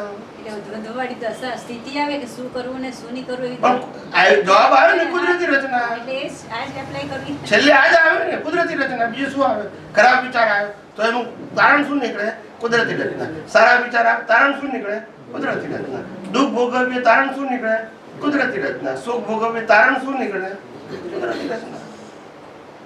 હું અને મારું આવે નહીં. ના સમજાયું? ના સમજાયું? કેમ? શું ના સમજાયું? જ્યારે માઇક ચાલુ છે. હા, મને ક્વેશ્ચન છે કે આપણે જ્યારે સૂતા હોઈએ ને ત્યારે જે વિચાર આવે એ તો આપણા હાથમાં હોય નહીં, કેમ કે સૂતા હોઈએ છે. તો હવે બીજે દિવસ આપણે વિચારવાનું કે શું, એટલે એ સેટ કેવી રીતે કરવાનું કે કુદરતી રચના હતું કે એમને આવી ગયું કે શું? દિવસે આપણે વિચાર કરીએ છીએ કે આવે છે? એ કુદરતી જ છે. એ રાતે કુદરતી, દિવસે કુદરતી. તો પ્રશ્ન ક્યાં છે? એમની ઊંઘમાં કે જાગમાં બે કુદરતી જ છે. તો પ્રશ્ન ક્યાં છે? તમે જાગો કહું કે કંટ્રોલ જ કુદરતનો છે, પછી શરીર જાગે કહું કે ફેર શું છે? જાગૃત અવસ્થામાં આવે એટલે મેં વિચાર્યું પેલું ઊંઘમાં આવ્યું તો ક્યાંથી વિચાર આવે એવું કદાચ કેવું હોય. અરે હું એવું કહેવા માંગુ છું કે મનની અવસ્થા, વાણીની અવસ્થા અને કાયાની અવસ્થા, આ ત્રણેય વસ્તુ મિકેનિકલ છે. કેવી છે? મિકેનિકલ. અને મિકેનિકલ છે માટે કુદરત ચલાવે છે એટલે મિકેનિકલ કહેવાય. આપણે ચલાવતા પછી એ જાગતા વિચાર આવે કે ઊંઘતા વિચાર આવે છે તો મિકેનિકલ. બેમાંથી એક સંજોગો આપણા હાથમાં નથી. નથી સમજાતું? ના, પણ એટલે હું શું કહું છું, જે ક્વેરી હોય એક લાઈનમાં પૂછે કે ભાઈ આ વસ્તુ હજુ મને નથી બેસતી, એક લાઈનમાં કહી દે કે આ નથી બેસતું એમ, તો એ સમજાવું ને એમ. એટલે આપણે કંઈક એવો પ્રસંગ જોઈએ કે સપોઝ એ ખરાબ હોય, વિચારીએ સપોઝ, ને આપણે એવું ડિસાઈડ બી કરીએ કે આ કુદરતી રચના છે, પણ આપણે એ જોઈને બેસી રહેવાનું, ખાલી વિચારીને બેસી રહેવાનું કે આ કુદરતી છે, ખરાબ વિચાર આવે છે એવું બેસી રહેવાનું. એટલે એવું છે કે પેલો આપણી પાસે 10 લાખ રૂપિયા પડ્યા હોય બેંકમાં, બેંકમાં લઈને આવતા હોય અને પેલો માથે ઘર મૂકે તો બેસી રહેવાનું? હવે જવાબ નહીં આપે. શું કરવાનું? એક્શન કરવી પડે. શું કરવું? કોઈ એક્શન કરવી પડે. પેલો તો ગોળી મારી દે. પેલો તો અહીંયા ઘર મૂકેલી જ છે ને, ગોળી દબાવવાનું જ છે ખાલી. પૈસા જતા કરે શું કરે? હે? પૈસા જતા કરે. ના, પણ તે વખતે કેમ નથી કહેતા કે આપણે હવે શું કરવાનું? તરત લેવાઈ જશે. અમારે એક ભાઈબંધ હતા ને, એ ગમત કરતા હતા. તો અમે લોકો સૌરાષ્ટ્રમાં નીકળ્યા હતા ખાલી ફરવા માટે. તો મને કે સ્વામીજી આપણે સામે પેલું જંગલનો સિંહ આવે તો શું કરવાનું આપણે? મેં કહ્યું પછી આપણે નહીં, એને કરવાનું. પછી આપણે પછી એને કરવાનું, છોડવાનું એને ને પકડવાનું એને. પછી આપણે કશું ના કરવાનું. આપણે જોવાનું શું થાય છે. જ્યાં આપણા શક્તિ ના ચાલે તો શું કરીએ પછી? યસ કે નો? એની હાથે કી કરાય, બાથમ પાથી કરાય તો પછી કોઈનું કશું ચાલતું નથી. અને જે ચાલે છે એ સંજોગાધીન છે. શું છે? સંજોગો. માં આગળ ચાલે ને સાસુ આગળ ના ચાલે, ભાઈ આગળ ચાલે ને હસબન્ડ આગળ ના ચાલે, એ સંજોગ કહેવાય. શું કહેવાય? સંજોગ. એવું છે, બધાને એવું હોય. પોલીસ આગળ ના ચાલે ને પટાવાળા આગળ ચાલે, એવું છે. યસ કે નો? પટાવાળા તો કઈ નાખે ને પોલીસ વાળા કે ભાઈ બાપા છોડને ભાઈ જવા દે મને, એવું છે. એટલે આ દુનિયા આવી જ છે. આ પણ પાપ પુણ્યના ખેલ છે. એ આપણી સ્વતંત્રતા નથી. સમજાયું? તો આપણે નહીં બોલીએ એ બી એ કુદરતી રચના જ છે કે ભાઈ મને નથી બોલવાનું આવતું કંઈ. બોલો તે કુદરતી રચના, ના બોલો તે કુદરતી રચના. વાણી સંજોગાધીન નીકળે છે એ કુદરતી રચના છે. આપણી સ્વતંત્રતા નથી. નથી. કશી વસ્તુમાં આપણી ફ્રીડમ નથી. અમલ વચન કાય ના રહેવું. આ મશીનરી છે અને મશીનરીની મન વચન કાયની 3 બેટરીઓ ગયા અવતારમાં ચાર્જ થઈ છે. આ અવતારમાં ડિસ્ચાર્જ થાય છે ને ડિસ્ચાર્જ થતી વખતે સંજોગ કુદરત આપે છે. બસ તમારું કોઈ ચલણ નથી. 3માંથી એકેમાં નથી. તો હા, હા. જે આ જ્ઞાન નથી પામ્યા ને કોઈને ખબર નથી અને તેમનો સ્વભાવ એકદમ અભિમાની છે, ખૂબ અભિમાન કરે છે, તો એ લોકોને તો જિંદગીની અંદર એને શું પનિશમેન્ટ મળતું હશે? એ તો જેવા ભાવ કરે એવો પાછો ભાવ થશે. આ અવતારમાં તો ગયા અવતારના કર્મનું રિઝલ્ટ છે. આપણે એને કહીએ પણ કે અભિમાન છોડી દે, આને અભિમાન કહેવાય, તો પણ એને નહીં દેખાય. તો ના જ દેખાય ને. મિકેનિકલ પાર્ટ છે. એ તમારો પ્રશ્ન નથી, એનો પ્રશ્ન છે. એને નથી દેખાતું, એ આપણો પ્રશ્ન થોડે છે. એટલે દેખાય તો એ કશું ના કરી શકે. એક કે છે ના મને તો રામમાં ભગવાન દેખાય છે, બીજો કે છે કૃષ્ણમાં. આપણને કૃષ્ણ રામમાં કેમ દેખાતા નથી? દેખાતા તો શું કરશું? મારી ખુશી દેખાડતા એનો પ્રશ્ન છે, આપણો પ્રશ્ન આપણો પ્રશ્ન થોડું છે. તમને એમ લાગે કે દાદા ભગવાન મારા માટે ભગવાન છે, પેલો કે મારા માટે સ્વામિનારાયણ ભગવાન છે, પ્રમુખ સ્વામી છે, તો તમે શું કહો? ખોટું કહેશો? દરેકની પોતાની ફ્રીડમ છે ને, એમ કહું છું. તમે જે જુઓ છો ખોટું સાચું એ બીજો પ્રશ્ન છે, પણ દરેકને પોતપોતાની દ્રષ્ટિ પ્રમાણે ગુરુ ભગવાન કે બીજી કોઈ પણ વસ્તુ નક્કી કરવાનો અધિકાર છે કે નહીં? હા, મળે ના મળે એ કુદરતી રચના છે, પણ નક્કી તો કરી શકે ને. કોઈ વ્યક્તિ એમ કે મને ગોલ્ડ ડાયમંડ સિલ્વરમાં રસ છે ને કોઈ વ્યક્તિ એમ કે મને સંન્યાસ લેવામાં રસ છે. તો દરેકની પોતપોતાની ચોઈસ છે. આપણે કેમ કહીએ કે તમે આમ જ કરો ને આમ જ કરો? કહેવાય નહીં. એ દરેકની ડિઝાઇન લઈ રહ્યા છે, એ જ પ્રમાણે થાય. ખ્યાલ આવ્યો છે? એટલે અભિમાનની પણ એક ડિઝાઇન છે કે એ એવી રીતના આવે છે ને એ પ્રમાણે જ વર્તન કરે. એ જ પ્રમાણે પછી માર ખાય છે, ઠોકરો ખાય છે, બધું જાય. આ બધું આપણા સંસારી જીવનમાં સંજોગોમાં બધાને બનેલું જ હોય છે, ક્યાં તો જોયેલું હોય છે. ખ્યાલ આવ્યો? આ કે નવી વસ્તુ નથી. માર ખાય તોય બદલાય નહીં, બધાને ખબર જ છે કે નવી વસ્તુ નથી. બધાને ખબર છે. એટલે કે કોઈ કશું ના બદલાય. દરેક વ્યક્તિની પોતાની અમુક રેડિયસમાં પકડ હોય, અમુક રેડિયસમાં રિલેક્સ થઈ શકે, અમુક રેડિયસમાં ના થઈ શકે. ના એટલે ના જ પતી ગયું. તમે ગમે તે કહો તો અમુકમાં એડજસ્ટ થાય, બધામાં ના થાય. એ દરેકની પકડ હોય.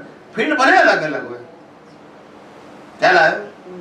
પુરુષની પકડ કેવી હોય કે હું મસાલો, બીડી, સિગરેટ નહીં છોડું, તારે ખાવાનું ના બનાવું ના બનાય. આવો તો શું કરવાનું? એટલે સુધી કહી દેતા દેખાય છે મને ક્યાંય કોઈ તારે રહેવું હોય તો રહે, નહીં તો જવું હોય તો જા, હું આ ચીજ નહીં છોડું. એ આવું થાય. પણ એક બેન 6 મહિનાથી દર રવિવારે પ્રેક્ટિસ કરતા હતા, નેટ પ્રેક્ટિસ. કે મારા પિયર જેવું, મારા પિયર જેવું. પેલો સમજાવે કે ઘરમાં 2 છોકરા છે, લઈ જાય ને સમજી જાય. 6 મહિનાથી 6 મહિના પછી નક્કી કર્યું કે હવે આજે તો ખરેખર જવું છે. બેગ બધું તૈયાર કરી નાખ્યું. હવે તમે ચા પાણી પી લો એટલી જ વાર નીકળી ગયું. એટલે પેલી બેગ લઈને નીકળવા જતી હતી તો પેલો કે છે હું મંદિર જઉં છું. પેલો કે તમે મંદિર જઈને બાધા રાખશો તો પાછી નહીં આવું. તો પેલો કે છે આજે બાધા પૂરી થાય એટલે જઉં છું. એને કેન્સલ કરી નાખ્યું. બોલો હવે કરવું ના સમજાય. હવે કોણ આવ્યું ને કોણ જીત્યું એ જ ખબર નથી. આ દુનિયા આવી છે ખરેખર. તમે જોવો ને મિમિક્રી જેવું છે આ દુનિયા. હું તો આ દુનિયામાં બધે કરું છું તો મિમિક્રી જ જોઉં છું. મિમિક્રી એટલે શું? એકબીજાના સ્વભાવ મેળ ના પડે, હાથે રહેવાનું કરવું. આનું નામ તો જીવન છે. સમજાય? દરેકને હોય સ્વભાવ મેળ ના પડે, કારણ કે દરેકનું ગયા અવતારમાં ગ્રોથ જુદો છે, માટેના ભાવ જુદા છે, વિચારો જુદા છે, વાણી જુદું છે, વર્તન જુદું છે. ખાલી એક જ સંબંધ કોમન છે હસબન્ડ વાઈફનું, બાકી બધું બધાનું જુદું છે. હવે તમે એમ કહો બધું સરખું જોઈએ બેનું, એવું બને. જેટલું એડજસ્ટ થઈ શકે એટલું સારું છે, પણ સરખું એવું અપેક્ષા રાખવું એવું બને બને જ નહીં કોઈ દિવસ ના બને. એડજસ્ટ થતા આવડે તો કામનું છે, સરખું હશે એવું માનવું નહીં. ખ્યાલ આવ્યો? અમારા એક વર્ષો પહેલા 25-30 વર્ષ પહેલાની વાત છે. અમારા એક ભાઈના લગ્ન થયા. તે ભાઈ કે હું નીચે સુઈ જાઉં, પેલી કે હું ગાદીમાં સુઈ જાઉં. હવે થાય શું બેન મેં, કારણ કે એ ભોય હું વાટેવાયેલો હતો લીપણ વાળું, અને પેલી ગાદીમાં હું વાટેવાય, કેમનો મેર પડે? તો આના ઝઘડા થાય, સમજાય? પણ બે પ્રકૃતિ અલગ લાવે તો શું કરવાનું? દરેક પોતપોતાના પ્રકૃતિ પ્રમાણે યુઝ ટુ હોય. પછી બાકી એડજસ્ટ થતા આવડે તો એ બરાબર છે, પણ ના આવડે તો એકબીજાની પ્રકૃતિને ખોટી ના કહેવાય. કારણ કે દરેક પોતપોતાના ગયા અવતારના સંજોગો પ્રમાણે ભાવ લઈને આવ્યા છે, ને પ્રમાણે એની પ્રકૃતિ બની છે. આજના આધાર નથી બની, એ ગયા અવતારના સંજોગોને આધારે બની છે. બંને નહીં. હવે આજના સંજોગો જુદા છે, હવે એમાં એડજસ્ટ થવું પડે.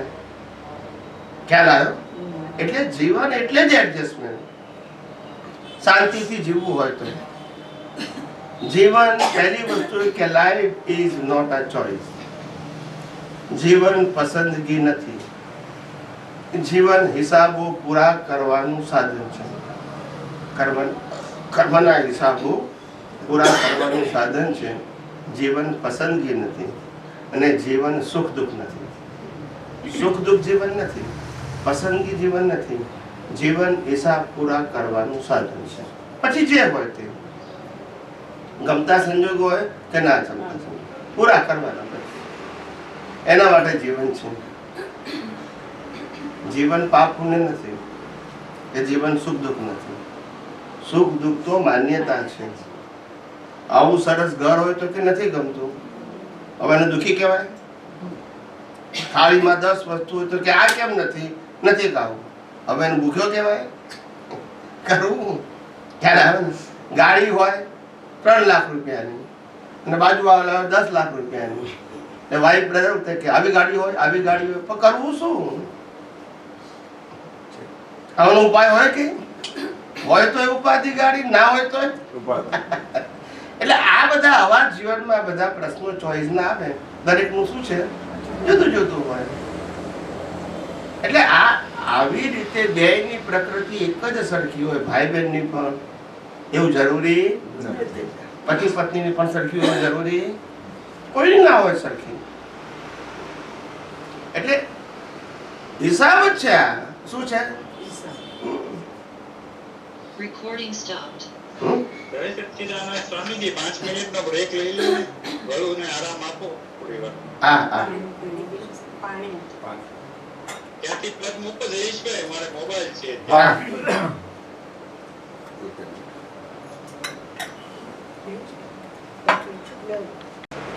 ધન જીવન જીવવા માટે જરૂરી છે, પણ ધન એ સમગ્ર જીવન નથી, અને ધન એ મારા જીવનનો હેતુ પણ નથી. જીવન જીવવા પૂરતું ધનની જરૂર છે એ અનિવાર્ય છે, પણ ધન ઇઝ ઇક્વલ ટુ લાઈફ એવું નથી. Life is more than money. Money is a very smallest part of our life. નાનામાં નાનો ભાગ છે, જરૂરી કરો પણ નાનો ભાગ. એના કરતા ઘણું બધું છે. સમજાય છે? 100 રૂપિયામાં પણ 2 ટંક જમવાનું આપણને ઘેર બેઠા મળી રહે, ટિફિન વાળા આપી જાય આપણને પડોશી. એ આપણા જીવનનું ધ્યેય નથી. સમજાય છે? જીવનનું ધ્યેય જુદું છે કે આપણને કુદરતે આ સંજોગ લાઈફ આપી છે, શ્વાસોશ્વાસ ચાલે છે, તો એવું કંઈક રિસર્ચ કરીએ, એવું કંઈક મેળવી લઈએ કે જે આપણને આગળ પણ કામમાં આ રિસર્ચ આવે. આમાંનું અત્યારે જે વળ્યું છે કશું આવવાનું નથી. એટલે એમાં એ જીવન જીવવા પૂરતું બરાબર છે, એમાં ઊંડા ઉતરવા જેવું નથી, કારણ કે આમાંનું કશું જ નહીં આવે. અંદર જે રિસર્ચ કર્યું હશે, રિયલાઇઝ કર્યું હશે, તમારું જ્ઞાન દર્શનને ડેવલપ કર્યું હશે, તો એ દ્રષ્ટિ આવશે સાથે. ઉત્તમ પ્રકારના જીવન જીવવાના ભાવ કર્યા હશે કે ભાઈ આ જીવન તો જેવું છે તેવું. પણ મને એવું લાગે છે કે હું સાચા મનુષ્ય તરીકે જીવન જીવ્યો નથી, એના કરતાં આવું જીવન હોય તો સારું. એવા બીજ નાખો તોય તમને એવા ફળ મળે, પણ સાર કાઢવા માટે છે. સાર કાઢો. ખ્યાલ આવ્યો? એ જેટલું આપણને સાર કાઢતા આવડે એટલું ખ્યાલ આવે.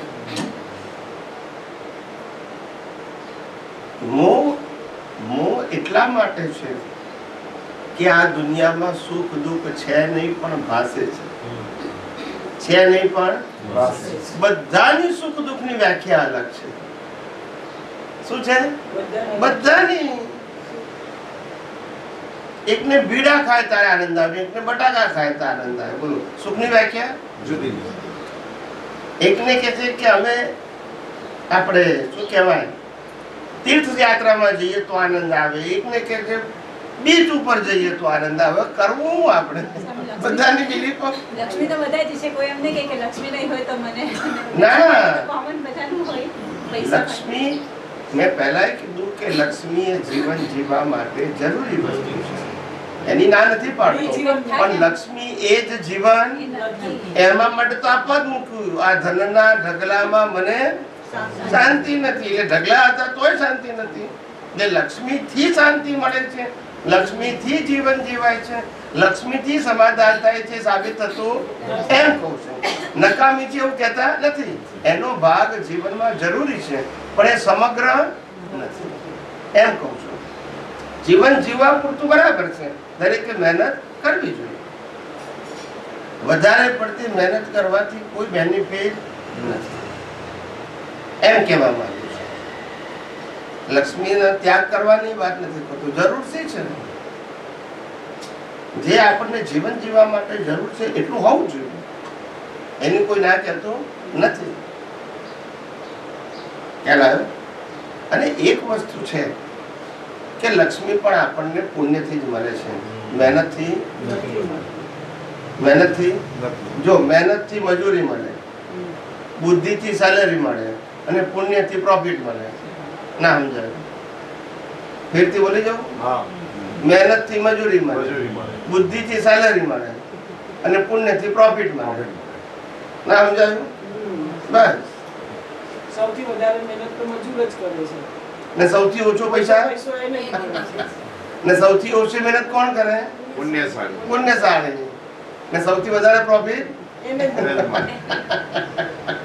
સમજાવી નહીં? કાપડ માર્કેટમાં આજથી 25 વર્ષ પહેલા, અત્યારે તો મને ખબર નથી કારણ કે બધું ડિસ્ટ્રીબ્યુટ થઈ ગયું, પણ જ્યારે મેન્યુઅલ ચોપડા લખતા ત્યારની વાત છે. 25 થી 40 વર્ષ પહેલા તમે કાપડ માર્કેટમાં જાઓ તો શેઠ અંગૂઠા છાપ જ હોય. શું હોય? અંગૂઠા. અને મુનિમ સીએ હોય, બોલતા નથી. ખ્યાલ આવે ને? અને મજૂરી કરનારો અટોકટો હોય તો જેવડા મોટા મોટા ટાંકા ઉતર કોઈ ના લે ને. ખબર છે? એવું શેઠિયાઓ બહુ હોશિયાર હતા. ટાંકા ઉચકવાની મજૂરી આપે, ચા પાણી કરાવે, સાફ સફાઈ કરાવે, એની પાસે જ કરાવે. ખ્યાલ આવી ગયો? અને પછી 10 રૂપિયા રોજ એક્સ્ટ્રા આપે. કાળું ચાલે, માણસની જરૂર નહીં. જેટલા વધારે માથા એટલે હાચવવા તો કરે. એકને ખુશ કરવાનો 10 જણને ખુશ કરવા અઘરા પડે. આવી વિચારસરણી વાળા હતા. એમાં શેઠનું ચાલે ને પેલો સમજી જાય. એક જ પ્રકારની પ્રકૃતિ હોય એટલે ધીમે ધીમે એકબીજાને ખ્યાલ આવી જાય ને કે આની શું જરૂરિયાત છે, આની શું જરૂરિયાત છે. એવું 10 માણસને હાચવવા ફેમિલીને બહુ અઘરી પડી જાય. પેલાના શેઠિયા આવા હતા, મહેનતે કરાવે ને પૈસા બી આપે ને હેલ્પ બી કરતા, પણ એને લિમિટેડ માણસો રાખતા હતા. ખ્યાલ આવ્યો? અત્યારે ધીમે ધીમે પછી બધું એવું જ થઈ જવાનું છે. ખ્યાલ આવ્યો? આર્ટિફિશિયલ ઇન્ટેલિજન્સમાં માણસની જરૂર જ નહીં પડે, બધું એ જ કરશે. એ જમાનો આવશે પછી માણસો કામ વગર થઈ જશે ને. પછી માણસો કામ વગર થઈ જશે. અમે ક્યાં કામ કરે છે? હા તો અવળા કામ કરે છે એની ઉપાધિ છે. દાળ ભાત રોટી શાક તો બધાને મળે છે, કૂતરા બિલાડાને મળે છે. આ તો ઈચ્છા પૂરી કરવા માટે માણસ થયો છે, દાળ ભાત શાક ખાવા માટે નહીં. અને ઈચ્છા તો રામ કરશો મહાવીરની પૂરી થઈ નથી. સમજાય છે? ઈચ્છા પૂરી થાય? જરૂરિયાત કુદરત પૂરી પાડે છે. કૂતરા બિલાડા બધાને જરૂરિયાત પૂરી હવા પાણી ખોરાક આપે જ છે, નથી આપતું? આપે છે. તો આપણને નહીં આપે? આપશે. પણ ઈચ્છા બધાની પૂરી ના થાય. હવે સમજાયું? ઈચ્છા પૂરી ના થાય, જરૂરિયાત તો પૂરી કુદરત કરે જ છે. તમને જન્મ આપ્યો છે અને તમારું આયુષ્ય કર્મ છે 80 વર્ષનું કે 90 વર્ષનું, ત્યાં સુધી હવા પાણી ખોરાક આપવા એ કુદરતની રિસ્પોન્સિબિલિટીમાં આવે. તમારી જવાબદારી નથી આને જીવતું રાખવાનું, કારણ કે ઇન્સ્ટ્રુમેન્ટ એનું છે, 90 વર્ષ એને જીવતું રાખવાનું છે. તો એને લગતી સામગ્રી પૂરી પાડવી એ કુદરતનું છે કામ છે. પછી એ મગનભાઈ પાસેથી લાવે કે છગનભાઈ પાસેથી, પણ કુદરતને આપવું પડે. They provide the circumstances, direct or indirect. પ્રત્યક્ષ મળે અથવા પરોક્ષ મળે, પણ તમને મળે ખરું એ કુદરતની જવાબદારી છે. જંગલમાં જતા રહો તોય તમને ફળ ફલાદી કે ખાવા આપનારો કે પાણી આપનારો મળી જાય, મળે કે નહીં? રામને જંગલમાં સબરી મળી ગઈ હતી, અહીંયા આપણને ગામમાં બોર ના મળે, એમને જંગલમાં મળી ગયા. જ્યાં હિસાબ હોય ત્યાં મળે ને. એટલે કુદરત એટલી પાવરફુલ છે, પણ આપણને વિશ્વાસ, પછી કોઈ શું કરે? 24 કલાક વગર બિલ મોકલે પ્રાણવાયુ આપે છે. અને હમણાં કોવિડમાં ઓક્સિજનની શું કિંમત હતી આપણને ખબર છે. હવે જો કુદરત બિલ મોકલાવે તો શું થાય? ભરી શકીએ? ના ભરી. ભરી શકીએ તો પછી કુદરત સમજે જ છે કે આ લોકો પાસે કશું છે, મારે જ આપવાનું છે. પૂછો કઈ માઇકમાં પૂછો, માઇકમાં.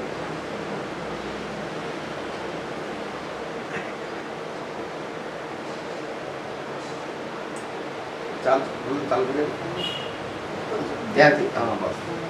પહેલા જ્યારે દાદામાં નહીં આવી ગઈ, સમજ પણ નહોતી, તો ત્યારે એમ સમજાતું હતું કે દુનિયા કેવી રીતે ચાલતી હશે, કેમ હશે. અને જેમ જેમ સમજતી થઈ કે આ કુદરત ચલાવે છે, કેવી રીતે ચલાવે છે, કેવી રીતે પૂરું કરે છે બધાનું, એક વસ્તુ બીજી જગ્યાએ કેવી રીતે પહોંચે છે એ સપને પણ ખ્યાલ નથી હોતો કે આ ચીજ અહીંયા પહોંચશે, પણ એ પોતાની રીતે કુદરત. અને એક ટુકડો ઝીણો પહોંચવાનો હોય તો ઝીણો ટુકડો આટલો જ મળે, તો એ આખી ચીજ નથી જતી.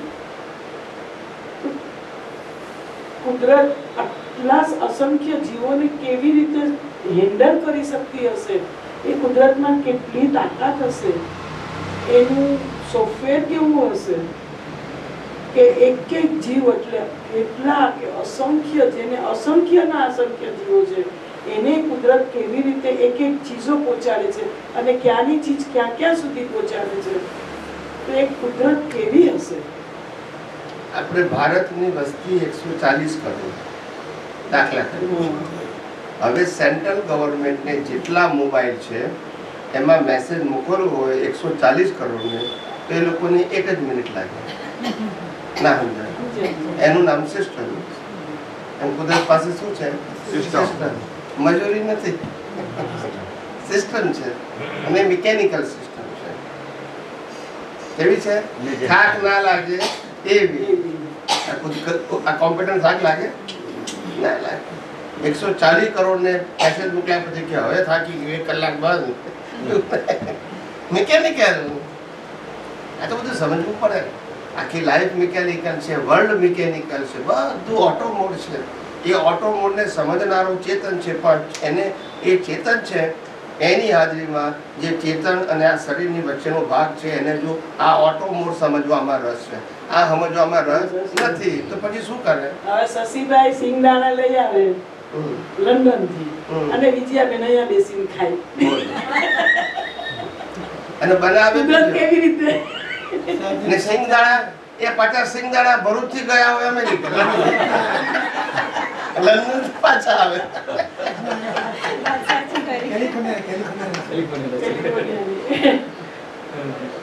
કેવું ક્યાંથી ક્યાં કેવું આ તો ના સમજણ પડે. હા, સમજે નહીં કે આ સીધી જ કામ નહીં કરે એની સામે. એટલે હું કહું છું કે આ મિકેનિકલ છે.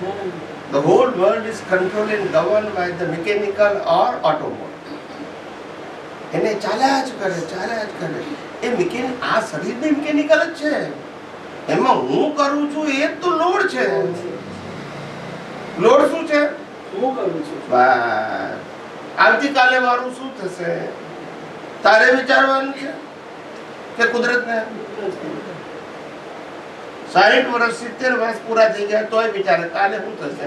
જેમ 70 થાય એમ બાકી ના થશે. કે રોડ કે જુદા એમ એ જ છે. પણ આપણો સ્વભાવ આપણે કંટ્રોલર નથી, ઓબ્ઝર્વર છે તો કંટ્રોલર થઈ જઈએ છે વારે. અને પછી કે મને બહુ ટેન્શન છે તો રહે જ. પછી કુદરતનું ટેન્શન તમે લો તો ભાઈ તમને ના રહે. એ તો મિકેનિકલ છે, તમે થોડા મિકેનિકલ છો.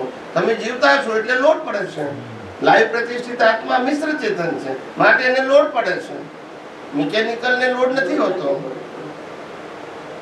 એટલે આ સમજવાની જરૂર છે. આ ઊંધું આ કર્તાપણું, માલિકીપણું, ભોગતાપણું, દેહાધ્યાસ ઉપર વિચાર કરીને જ માણસ ટાયર્ડ થઈ જાય છે. જ્ઞાનીઓ આખો દિવસ જાગે પણ શેમાં જાગે? અંદર. અને રાત્રે જ્યારે સૃષ્ટિ શાંત થઈ જાય ત્યારે બધા સંશોધનો કરે, કારણ કે ડિસ્ટર્બન્સ આવે નહીં. કયું ડિસ્ટર્બન્સ? ફિઝિકલ માણસોનું તો ના જ આવે પણ બધાના એન્ટીના બંધ થઈ જાય વિચાર કરવાના. વાઇબ્રેશન શું થઈ જાય? બંધ. એટલે એ વખતે વાતાવરણ બહુ સરસ હોય. સમજાય છે? એટલે આપણા હિન્દુસ્તાનમાં કહેવાયું છે કે 4 થી 6 નો સમય એને સતયુગ કહેવાય. શું કહેવાય? સતયુગ. એ વખતે તમને મેક્સિમમ સાધનાનો બેનિફિટ મળે, કારણ કે બધાના એન્ટેના બંધ હોય. એટલે તમે જે કરવા માંગતા હોય પહોંચી જાય. વચ્ચે ડિસ્ટર્બન્સ. દિવસે ઉઠો ત્યારે કેટલાય બધા વિચારોના વેવ્સ હોય કે નહીં? એ વેવ્સ માંથી પસાર થઈને જવાનું ઇટ્સ અ ટફ. ખ્યાલ આવ્યો? પણ સવારે અર્લી મોર્નિંગ બધું ક્લિયર હોય એટલે તમારા વેવ સીધા પહોંચી જાય છે વિધાઉટ ડિસ્ટર્બન્સ. આપણા ઋષિ મુનિઓ એટલે એને શ્રેષ્ઠ ટાઈમ કહે છે. અમૃત વેલા, બ્રહ્મ મુહૂર્ત, સત્ય, whatever the meaning and message is the same. It's the best time for your whole day.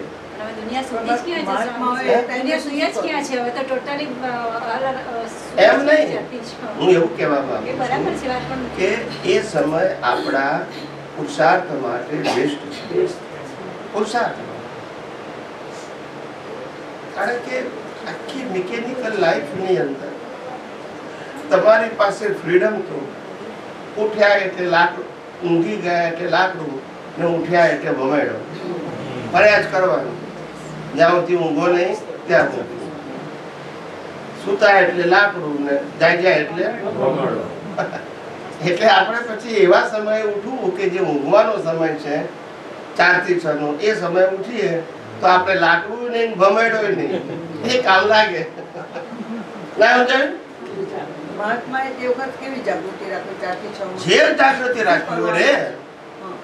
આ રિસર્ચ કરવાનું, આપણે રિસર્ચ કરવાનું, સમજવા પ્રયત્ન કરવાનો કે શરીર શું છે, શરીરને ચલાવે છે કોણ, આ કર્મના ખેલ શું છે, આ સત્તા સંપત્તિ સંબંધ સાધન શું છે, એ મારું છે, મારી માલિકી છે, કોની માલિકી છે?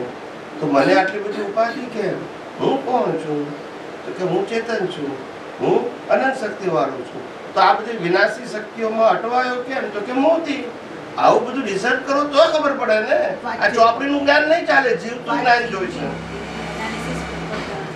જીવતું જ્ઞાન, ચોપડીનું જ્ઞાન નહીં કામ લાગે. તમે જાતે એનાલિસિસ કરો. તમારી અંદર ચેતન છે, તમારી અંદર જ્ઞાન છે, એનો ઉપયોગ કરો, બધું ખબર પડશે. પણ ઊંડા ઉતરીએ તો ને. થિંકિંગ લોડેડ જ લાગે. સમજી પેલી ક્રિયા કરવાનું ગમે ઘણાને, પણ આ થિંકિંગ કરવાનું લોડેડ લાગે. એ પ્રેક્ટિસ નથી કરી ને એટલે. પ્રેક્ટિસ કરી નથી એટલે કોઈ પણ વસ્તુ થિંકિંગમાં અઘરી લાગતી નથી, પણ પ્રેક્ટિસ નથી ને. જે વસ્તુની પ્રેક્ટિસ કરો એ ઈઝી લાગે. જ્ઞાનીઓને કામ લોડેડ લાગે ને તમને થિંકિંગ લોડેડ લાગે, કારણ કે એ લોકો થિંકિંગમાં યુઝ ટુ થયા હોય, તમે વર્કમાં થયા હોય. ચાલ આપણે બજારો મજૂરીઓ હોય એટલે આપણે કંઈક 1 કલાકનું પ્રવચન સાંભળતું કે સાહેબ મને ખબર ના પડે અમુક આ વાસણ ધોઈ નાખું છે એની એનું યુઝ ટુ છે એમાં બચારો શું કરે એની ચાર્જ ના ડૂબે તો એ બચારો શું કરે પણ હંમેશા કોઈક આવ્યું મારે હંમેશા થિંકિંગ હંમેશા સહેલું હોય અઘરું હોય જ નહીં સમજાય છે કોઈ દિવસ અઘરું ના સહેલું થિંકિંગમાં તો કંઈ કરવાનું નથી ઓબ્ઝર્વેશનમાં તમે જોશો ને એટલે જ્ઞાન ઉત્પન્ન થશે જોશો એટલે અને જોવાની રીત છે જોવાનું તમારે તટસ્થ પછી જ્ઞાન ઉત્પન્ન થશે એની મિત્ર ઉત્પન્ન થશે એનાલિસિસ તો ક્યારે કરવાનું હોય અવસ્થા હોવાનું પણ એ એનાલિસિસ ક્યારે કે આપણને ફસામણ લાગતી હોય તો એનાલિસિસ કરો નહીં તો ઓબ્ઝર્વેશન કરો કે આ સંજોગ આવ્યો જઈ રહ્યો છે આવ્યો જઈ રહ્યો છે ઊંડા ઉતરવાની જરૂર નથી બસ એનાલિસિસ ક્યારે કરવું પડે કે એમાં ફસામણ લાગતી હોય તો એટલા પૂરતું બધામાં ઊંડા ઉતરવાની જરૂર નથી ઓબ્ઝર્વેશન એક બેસ્ટ વે છે જે સંજોગો આવે ને પસાર થતા જુઓ આવ્યો એવી રીતે ના જુઓ હું ભોગવું છું એ રીતે ના જુઓ મેં કર્યું એમ ના જુઓ સામેવાળાએ કર્યું એમ ના જુઓ સંજોગ આવ્યો છે જઈ રહ્યો છે પછી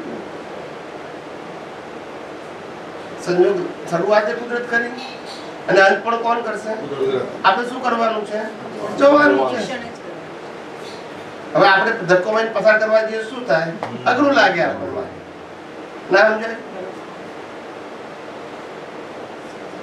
એક ભાઈ હતા ને કે આમ ઢાળ હતો આમ ઢાળ અને પછી આમ ઢાળ તો આ બાજુ ઢાળ ઉપર છે ને ગાડી ચાલતી નથી તો પછી એને લાગ્યું કે હું બ્રેક મારી અને ધક્કો મારી એ નીચે ઉતરી ગયા એકલા જ હતા ગાડીમાં એટલે પછી પાછળથી ધક્કો મારે એટલે એક બેન હતા એ સામેથી આવ્યા એ કે છે આ ગાડીની અંદર કોઈ માણસ છે નહીં એને ચાલે છે એટલે એને ઈંટો મૂકી દીધી એટલો ધક્કો મારે ના સમજાય ના સમજાય પેલો પાછળ ધક્કો મારે બેને આગળ ઈંટ મૂકી દીધી કે આ ગાડી એમને કેમ ને ચાલે છે માણસ એટલે એને ઈંટ મૂકી દીધી અને પેલો પાછળથી પેલો એકલો જ હતો દેખે કેમ કે ઈંટ પડે મૂકી પછી એ બેન આગળ જઈને પાછળ ગયો એટલે ધક્કો મારતો હતો પછી ખબર પડી ગયું આ તો મેં ભૂલ કરી એટલે આ દુનિયા આવી છે આપણે ધક્કો મારીને લોકો ઈંટો મૂકે સમજવા જેવું છે ખરેખર કહું છું દરેક એકબીજાને હેલ્પ કરવા જ જાય છે ખ્યાલ સમજણ બરાબર નથી એટલે ઊંધી હેલ્પ થઈ જાય સમજાય છે એક ભાઈ હતા તે 50 વર્ષ સુધી ગામમાં બધા મિત્રો હતા ને 25 મિત્રો એમાંથી 24 પરણ્યા એક ના પરણ્યો 50 વર્ષ સુધી એટલે બધાને લાગ્યું કે હવે એને પરણાવીએ આપણે બધા ઘરે છોકરાઓ થઈ ગયા એને પરણાવવાના થઈ ગયા ને આ બચારો કુંવારો પેલો કે ભાઈ હવે અમારી ઈચ્છા નથી પરણવાની તો કે ના હવે બધા અમે પરણ્યા તું બાકી રહી જાય ના કે અમને શરમ આવે કે પૈણ તો પેલાને પરણાયો 50 વર્ષ પછી જે દશા બેઠી એ બેઠી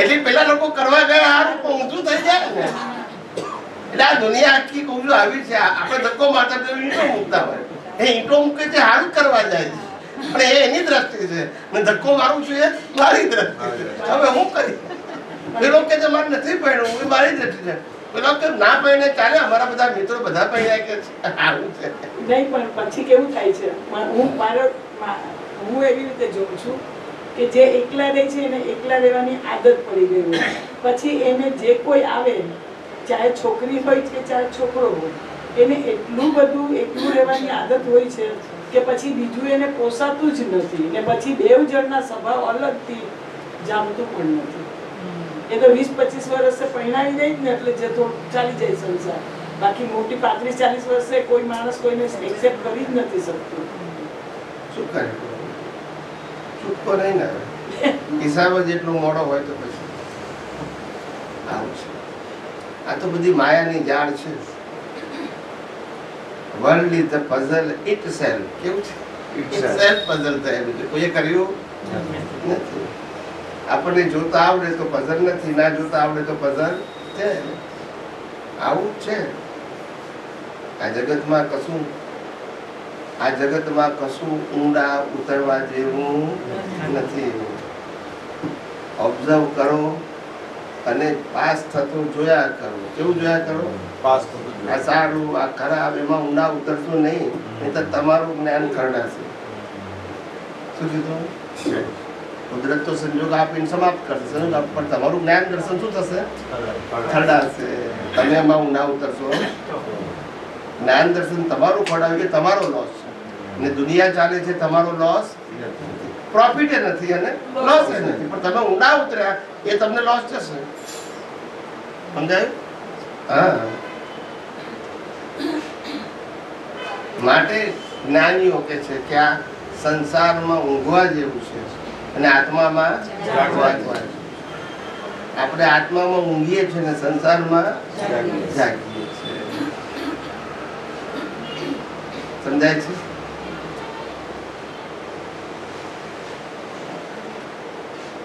શું કઈ પ્રશ્ન પૂછો? તે તો પ્રશ્ન પૂછ્યો ને, તું કઈ પૂછીશ પછી? બીજા બધાને બી બીજો કઈ નવું વિજ્ઞાન નીકળે, જ્ઞાન જણા પૂછે, બીજા બધા બી પૂછે તો સારું કંઈક નીકળે ને વાતો. તું પૂછ, નક્કી કરીને આવી પૂછ ને. નહીં હોય તો પૂછ ને. હોય તો સંકોચ નહીં રાખવાનો.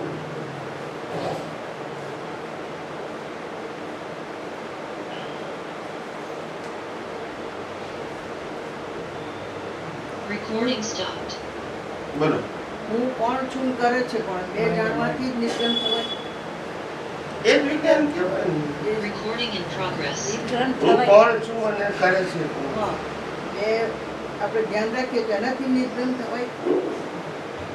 નિર્ગ્રંથ એટલે બંધાવું નહીં, ગ્રંથિ એટલે બંધાવું, નિર્ગ્રંથ એટલે છૂટા રહેવું.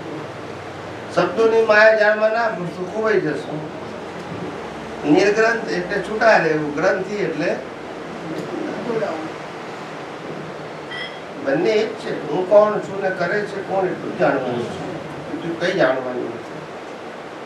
અને બંને વસ્તુમાં કરે છે કોણ એ કુદરત છે, ને હું કોણ તો કે પરમાત્મા છું. બીજું કશું છે જ નહીં. પરમાત્મા ને કુદરત સિવાય બીજું કશું નથી. શું કીધું? આ મન વચન કાયા ને તેની અવસ્થાનો એક પણ ભાગ આપણો નથી, અને 100% ભાગ કુદરતનો છે. યસ કે નો? અને આપણો ભાગ છે માત્ર શુદ્ધાત્મા. તે સિવાય કશું આપણું આજે નહીં તો લાખ અવતારે આ જ અનુભવ કરવાનો છે. સમજી ગયા? જેટલા અવતાર લેવા હોય એટલા લો, પણ રિઝલ્ટ આ આવવું જોઈએ. આના સિવાય બીજો કોઈ અનુભવ કરવાનો નથી. સમજાય છે? એક દિવસ તમારે આ સ્વીકારવું પડશે કે આ શરીર સહિત, શરીરના સંજોગો સહિત આ દેખાતી દુનિયાનું એક પણ પરમાણુ મારું નથી. બધું 100% કુદરતનું છે. હું ખાલી આ બધા સંજોગોનું જોનાર જાણનાર માત્ર છું. કરનાર નથી, માલિક નથી, અને ભોગવનાર પણ, અને જીવનાર, જન્મનાર, મરનાર પણ નથી. હું માત્ર ચેતન, અવિનાશી અને અનંત શક્તિ વાળો એવો શુદ્ધાત્મા માત્ર છું. સમજી ગયા? ગમે એટલા અવતાર પછી પણ આ જ છેલ્લે સમજવું, અનુભવવું પડશે. બીજો કોઈ અલ્ટિમેટ રસ્તો કે ચમત્કારિક રસ્તો નથી. શુદ્ધાત્મા એટલે અંતરાત્મા માટે વપરાય છે. પ્યોર સોલ માટે છે. પ્યોર સોલ.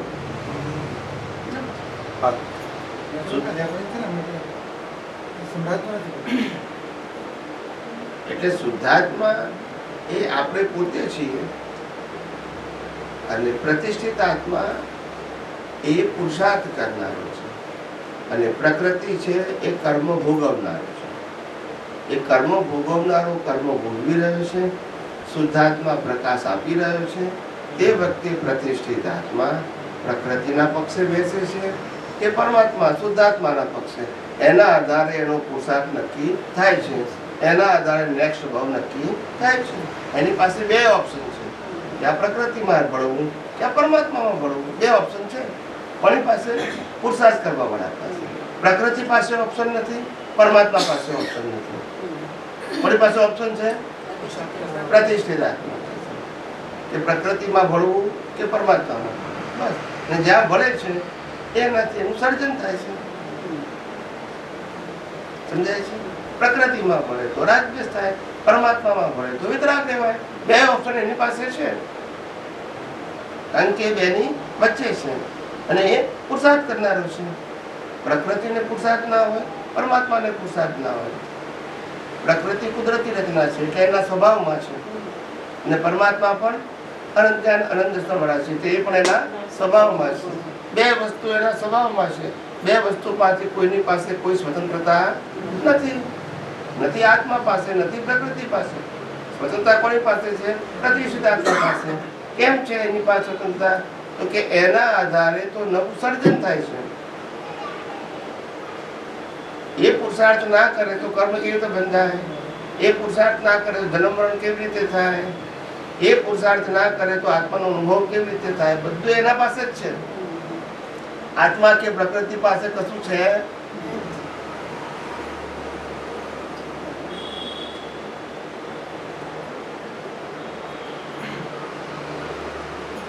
તું પૂછી લે, પૂછવું હોય પછી સમય પૂરો થઈ જશે.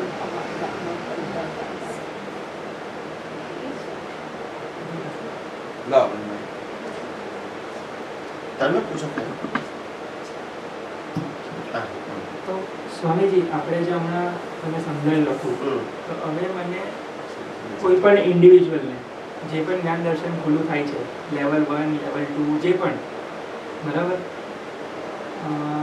કોઈ પણ ધોરણનું, બરાબર છે, તો એ પણ કુદરતી રચના છે કે આ જન્મ વખતે આ શરીરને, આ પ્રતિષ્ઠિત આત્માને આટલું જ્ઞાન દર્શન ખુલ્લું થઈ ગયું, તો એ પણ કુદરતી રચના? ના, ખુલ્લું થાય એ કુદરતી રચના નહીં. સંજોગ બનવો એ કુદરતી રચના. તો એ લાઈન ઓફ ડિમાર્કેશન નથી સમજ પડતી. જે પરિણામ વાળો ભાગ છે એ કુદરતી રચના. ખુલ્લું થાય તો પુરુષાર્થ વાળો ભાગ છે, અનુભવ થાય તો પુરુષાર્થ વાળો ભાગ છે, ભાવ કરવો હોય તો પુરુષાર્થ વાળો ભાગ છે. એ કુદરતી રચના કઈ રીતે કહેવાય? પણ જે પરિણામ વાળો ભાગ છે, મન વચન કાયા અને તેની અવસ્થા, એ કુદરતી છે. આ દેખીતી આ દુનિયા એ કુદરતી છે. પણ અંદર જે ભાવ થાય, છૂટા રહે, ખ્યાલ આવ્યો? અથવા તો પ્રકૃતિ સાથે ભળી જાય, અથવા તો આત્મા સાથે ભળે, એ બધું પુરુષાર્થ છે. એ બધી ફ્રીડમ વાળો ભાગ છે. પણ એ બહાર દેખાતો, બહાર દેખાય છે બધું પરતંત્ર, કુદરતી રચના.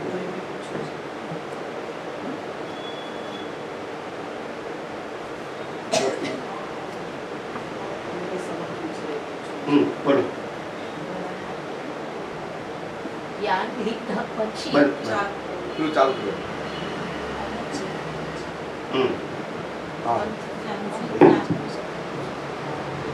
નવા કર્મ નથી બંધાતા જ્ઞાન લીધા પછી. Is it true? It is only belief. It is not true. But belief is there. Relative સત્ય. શું કહેવાય? રિલેટિવ સત્યમાં કોઈને પણ કંઈ પણ કહેવાનો, માનવાનો અધિકાર છે. સનાતન સત્ય એટલે પ્રિન્સિપલ, નોટ યોર વ્યૂ. કુદરતનો કાનૂન કહે છે લાસ્ટ બર્થ સિવાય કોઈ પણ વ્યક્તિને કર્મ ના બંધાય એવું બની શકે નહીં. આ કુદરતનો કાનૂન છે. પણ વ્યક્તિગત કોઈનો પણ મત કોઈ પણ હોઈ શકે, એને આપણે રિલેટિવ સત્ય કહીએ છીએ. ખોટું કહેવાનું નહીં. છેલ્લા બર્થમાં જ કર્મ ના બંધાય, બાકી પ્રત્યેક અવતારમાં કર્મ. ઓપ્શન જ નથી તમારી પાસે. જ્યાં સુધી અજ્ઞાન છે ત્યાં સુધી કર્મ બંધાય જ, અને અજ્ઞાન નથી તો પુરુષાર્થ નથી. આ બે વસ્તુ પહેલા સમજજો. અજ્ઞાન નથી તો પુરુષાર્થ, ને પુરુષાર્થ નથી તો પ્રતિષ્ઠાત્મા નથી. પછી તમારે અજ્ઞાન નથી, પુરુષાર્થ નથી, પ્રતિષ્ઠાત્મા નથી, તો તમારે આમ કરવાનું એ શબ્દ આવે નહીં. આ બધું કોરિલેટેડ છે. પણ જે રેન્ડમ વાત રિલેટિવ સત્યમાં કશું ટેલી ના થાય, સનાતન સત્યમાં બધું ટેલી થાય. રિલેટિવ સત્ય એટલે શું? વ્યક્તિગત બિલીફ. કોઈની પણ કોઈ પણ હોઈ શકે ને, એને ટેલી ક્યાં કરવાની છે? એને ટેલી ક્યાં કરવાની? એને તો કહેવાનું છે ને. સમજાય છે કે નહીં? આ બધી વસ્તુ સિદ્ધાંત સમજવા જેવી છે, વ્યક્તિગત રીતે નહીં. આપણે કઈ પણ પ્રશ્ન પૂછે ને તો નોટ સબ્જેક્ટ ટુ પર્સન પૂછો, subject to law of nature પૂછો. મારો આન્સર લો ઓફ નેચર છે, મારો આન્સર ઇન્ડિવિડ્યુઅલ નથી, સાયન્સ છે. તમે મને એમ કહો કે જ્ઞાન વિધિ જરૂરી છે તો હું પૂછું બિલકુલ જરૂર નથી. કારણ કે જ્ઞાન વિધિ આપીને લેવી એ તો કુદરતી રચના છે. યસ કે નો? મન વચન કાયની અવસ્થા માત્ર કુદરતી રચના, તો આ કુદરતી રચના નહીં? યસ કે નો? બસ હવે સમજી ગયા? કુદરતી રચના. So we are being fooled? No, it is a part of your life. It is a part of your, તમારા જીવનનો આ ભાગ છે જ્ઞાન વિધિ લેવી. પછી જ્ઞાન વિધિમાં લીધા પછી સત્સાધનને ફોલો કરવા તમારા જીવનનો ભાગ છે. નથી ફોલો કરતા એ પણ તમારા જીવનનો ભાગ છે. પ્રયત્ન કરો છો એ પણ તમારા જીવનનો ભાગ છે. એને મૂળ જ્ઞાન દર્શન સાથે કોઈ લેવા દેવા, એને કુદરતી રચના સાથે લેવા દેવા. હવે સમજી ગયા? પણ વ્યૂ પોઈન્ટ કોઈનો વ્યક્તિગત કોઈ પણ હોઈ શકે. એમાં આપણે કશું કહેવાનું? હું સનાતન સત્યની વાત કરું છું. શેની વાત કરું છું? રિલેટિવ સત્યની નહીં. અચ્છા, how do we know કે this is our last જન્મ, કે જેમાં આપણા નવા કર્મો નથી બંધાતા? એ કેવી રીતે અને કેવી રીતે મેળવવું એ સ્ટેજ? પહેલી વસ્તુ એ કે લાસ્ટ બર્થ જ્યારે હોય ત્યારે લાઈવ પ્રતિષ્ઠિત આત્મા જે પુરુષાર્થ કરવા વાળો છે એનું એક્ઝિસ્ટન્સ ના હોય. શું ના હોય? એક્ઝિસ્ટન્સ જ ના હોય. બર્થથી જ ના હોય, માતાના ગર્ભમાંથી જ ના હોય. સોલ અને બોડી બે જ હોય.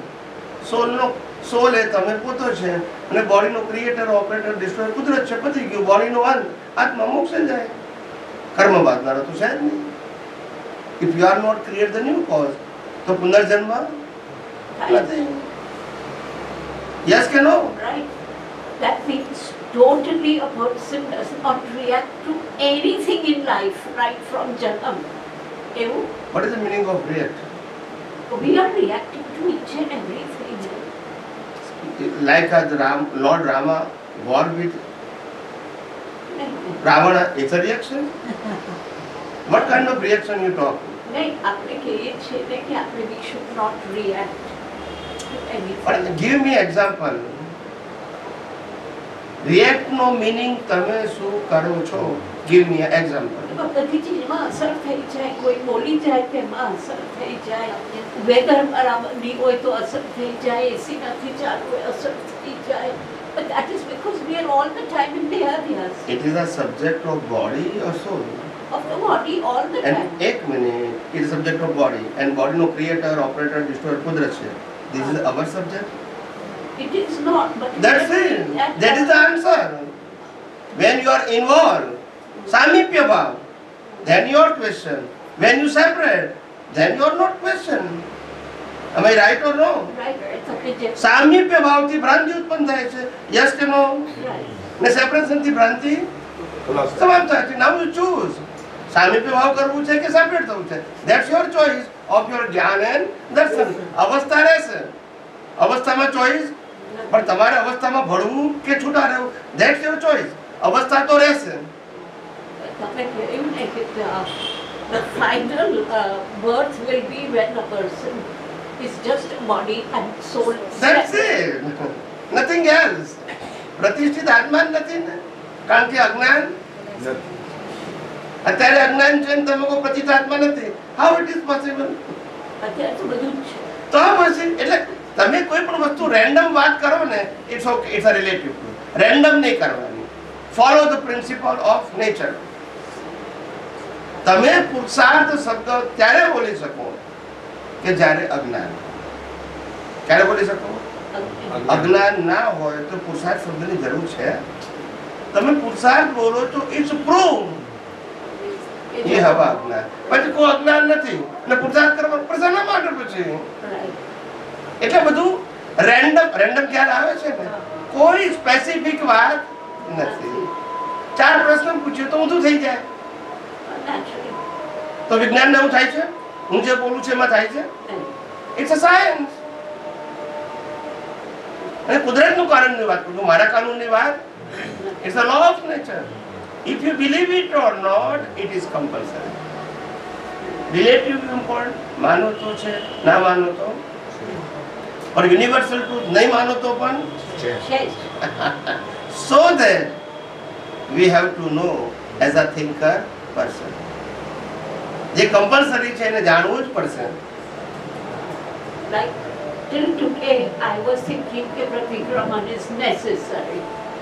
I was thinking so many things which are being अगर विज्ञान विधि लेवी જોઈએ હવે all that is being washed out in a way. It's a ઉદય કર્મ.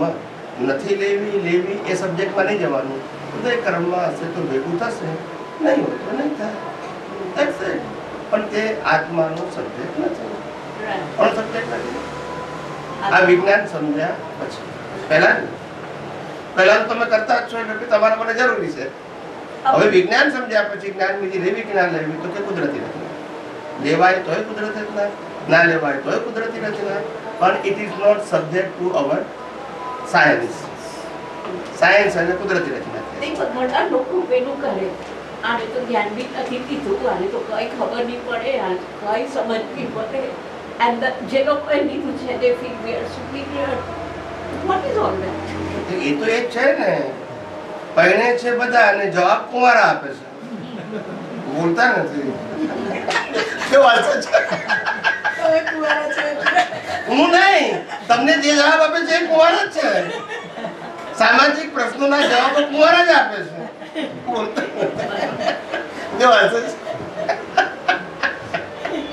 ના સમજાય. You understand? You got it? What is the message? The people, they ask the question about his social life, and the person they ask the question, they are not married. Still they explain and give the answer. Yes or no? That's it. So it's not required, but up to relative service. There is no value of the relative truth in a universal. But by Udaya Karma, it is okay.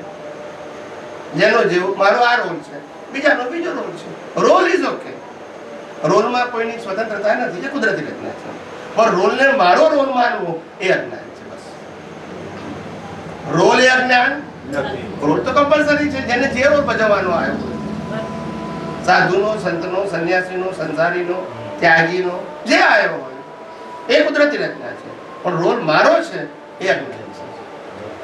Role અજ્ઞાન એ કુદરતી રચના છે. સમજાય? આ તમને શરીર સમજાયું કે નહીં? કે આ પ્લેયર છે? બોલો, પ્લેયર હોય તો આ પ્લેયરમાં પુરુષાર્થ આવે? આજ લગીન બહુ આવેલો. આજ લગીનની પ્લેયર સમજાયા પછીની વાત કરું. એ તો ના સમજાય ત્યાં સુધી હોય ને. હું ક્યાં ના પાડું છું? જ્યાં સુધી તમને સનાતન સત્ય વિજ્ઞાન ન સમજાયું ત્યાં સુધી તમે પુરુષાર્થ માનતા હતા. બધાએ પુરુષાર્થ માનતા હતા, તમે એકલા નહીં. કારણ કે બીજો ઓપ્શન હતો જ નહીં ને. હવે વિજ્ઞાન સમજાયા પછી તમને લાગ્યું ને કે આમાં પુરુષાર્થ નથી. ભલે ક્રિયા હોય પણ પુરુષાર્થ ના કહેવાય. સમજાય છે? એમ કહું છું. ના સમજાયું ત્યાં સુધી તો હોય ને. એટલે આ એટલું મોટું વિજ્ઞાન છે, લાખો કરોડો લોકોના કામ થવાના છે. થિંકર પીપલો જે શોધી રહ્યા છે ને એ બધાના વિજ્ઞાન ભેગું થશે કોઈ પણ રીતે. મને ભેગું થવો જરૂરી નથી. વિજ્ઞાન કહેનારા તો હવે હજારો ભેગા થઈ ગયા છે ને બધાય વિજ્ઞાન કહેશે. કારણ કે વિજ્ઞાન તો કુદરતનું છે, મારું તો છે જ નહીં. એટલે હું કઈ કોઈને કહું તમારે કહેવાનું નહીં કહેવાનું, મારું હોય તો મારે કહેવાય. તો કુદરતનું છે ને કુદરતનું વિજ્ઞાન ગમે ત્યાંથી લોકો સાંભળી સમજીને ઉપયોગ કરીને અનુભવ કરે અને લોકોને વહેંચે. એ કુદરતના વિજ્ઞાનને વહેંચે છે, મારા વિજ્ઞાનને નથી. પ્રેઝન્ટેશન મારું છે, સાયન્સ મારું નથી. હવે સમજી ગયા? એટલે આ વિજ્ઞાન ક્લિયર છે. કેવું છે? આમાં કન્ફ્યુઝન નથી. કન્ફ્યુઝન ક્યારે હોય? ઓનરશિપ, ડુઅરશિપ, સફરિંગ હોય તો વ્યક્તિ વિશેષ હોય તો અહીં તો કોઈ વ્યક્તિ વિશેષ છે જ નહીં. યસ કે નો? વ્યક્તિ વિશેષ આવે તો મારું તારું થાય ને. ખ્યાલ પૂછવું હોય તો પૂછો ને. ના પૂછવું પ્રશ્ન હોય તો પૂછજો. ના હોય તો પૂછજો. અને બીજા કોઈને પૂછવું હોય તો હાથ ઊંચો કરશે, પણ તમારે કોઈ ના કરે પૂછવું હોય તો પૂછી લેજો. આ તો શું આ મોકો છે, પછી ફેરથી ક્યારે આવીશું એ ખબર નથી. Recording stopped. એ પહેલા તો 2024 ચૂંટણી આવી જશે. મોટું મહાભારત. એ પહેલા તો કેટલું થવાનું તમે જોજો ને. એનીવે પૂછવું હોય તો પૂછો. 4 થી 6 ના ગાળામાં તમે જે કહ્યું, માઇકમાં બોલો. Recording in progress. આ કોઈ 4 થી 6 ના ચાલુ કર્યા. 4 થી 6 ના ગાળામાં જે કહ્યું કે કરો સેલ્ફ પ્રયોગ રૂપે આ સનાતન સત્ય સમજવાનું છે, પ્રયોગમાં મૂકવાનું. એ વખતે ડિસ્ટર્બન્સ નહીં હોય. એ ખરું, પણ એનું કેવી રીતે કરવું ઊંડાણથી એનું એપ્લિકેશન જો એક વસ્તુ નાની પ્રયોગ રૂપે જોયા કરવી. પ્રયોગ રૂપે એમાં લોડ નહીં લેવાનો. સાયન્સમાં લોડ શબ્દ નથી આવતો. શું નથી આવતું? સાયન્સમાં ક્રિયા શબ્દ, સાયન્સમાં સાહજિકતા. તમે આંખો બંધ કરીને સહજ રીતે જોયા કરો. You just observe. જેટલું ઓબ્ઝર્વ કરશો ને એમાંથી તમારી પાસે જે વિઝન છે એમાંથી સાયન્સ તમને પકડાતું રહેશે. એટલે જે વિચારો આવે એને જોવાના. જે આવે વિચારો આવે, દ્રશ્ય આવે, બધું જ આવે. ફોટા આવે કે ના આવે? ખાલી વિચારો જો ફોટા ના હોય બસ તો પછી બોલો ને. એક જ કેમ બોલે? જે આવે બધું બોલો ને. જોવાના પણ એને કઈ રીતે જોવાના એ હું એ જ કહું છું કે તમારી પાસે જોવાની શક્તિ છે, એ તમારું જ્ઞાન દર્શન છે. એ જ્ઞાન દર્શન જે દેખાય એમાં ઉપયોગ મૂકશો, એનાથી પ્રયોગ થશે. હું તમને કહું આમ જોશો, પણ નહીં આવે તો શું કરશો? આપણે સામાયિક નથી કરવાનું. જ્ઞાન દર્શન નો હજુ ફળ પડે. આપણે જ્ઞાન એટલે હું શુદ્ધાત્મા છું, દર્શન એટલે કુદરતી રચના. આનો ઉપયોગ કરવાનો છે. જે દેખાય એમાં આપણે બેઠા હોય શાંતિથી અને દેખાય કે હમણાં દૂધ વાળો આવશે તો એવું દેખાય. દૂધ વાળું ભાઈઓ દેખાય ને વિચારે દેખાય. ના દેખાય તરત આપણે કહેવાનું કે આ દૂધ આપવા વાળું, દૂધ લેવા વાળું કોણ છે? તો કે પ્રકૃતિ. હું કોણ છું? તો કે શુદ્ધાત્મા. આપવું લેવું એ પુરુષાર્થ છે કે પરિણામ છે? તો કે પરિણામ છે. તો પછી લોડની જરૂર નથી. તારણ નીકળ્યું. આ તો એક્ઝામ એવું કોઈ પણ વસ્તુનું તારણ કાઢતા શીખો તો તમે નલિફાય કરશો તો તમને લોડ અવસ્થા આવશે ને જશે, પણ લોડ કારણ કે તમારું વિઝન ક્લિયર થઈ ગયું. આવું જે આંખો બંધ કરીને કર્યું એવું પ્રેક્ટિકલ લાઈફમાં કરો. એમાં કઈ બંધ કરવું એ તો ખાલી પ્રેક્ટિસ માટે છે. ખરેખર તો પ્રેક્ટિકલ લાઈફમાં થાય, ધેટ ઇઝ અલ્ટિમેટ. પણ એમાં નથી થતું તો પછી બંધ આંખે કરો.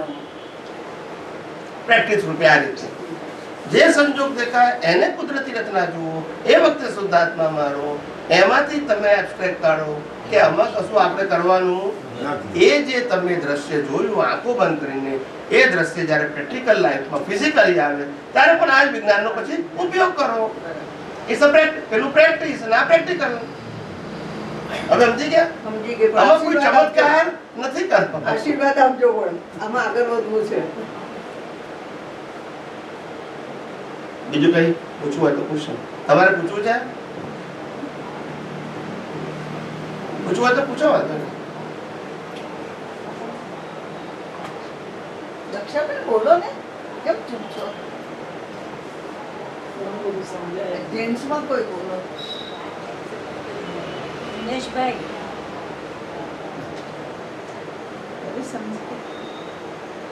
તમે પૂછો ને. તમે પૂછો. તમે કઈ પૂછો. આગળ આવી પૂછે તો નવી નવી વાતો સમજાય છે.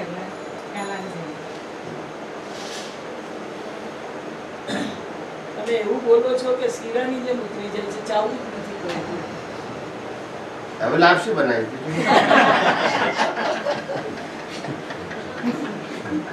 ખરેખર બહુ સુંદર બન્યું. વિજ્ઞાન સરળ છે, એ વિજ્ઞાનનું અમારું દર્શન સરળ છે. જે કુદરતનું વિજ્ઞાન છે એ જોવાનું અમારું દર્શન એટલું ક્લિયર છે, ખુલ્લું થઈ ગયું છે, એટલે પ્રેઝન્ટેશન કેટલું થાય છે, ઇઝી થાય છે. મારું દર્શન ક્લિયર ના હોય તો પ્રેઝન્ટેશન ક્લિયર, મારે ગોળ ગોળ કહેવું પડે.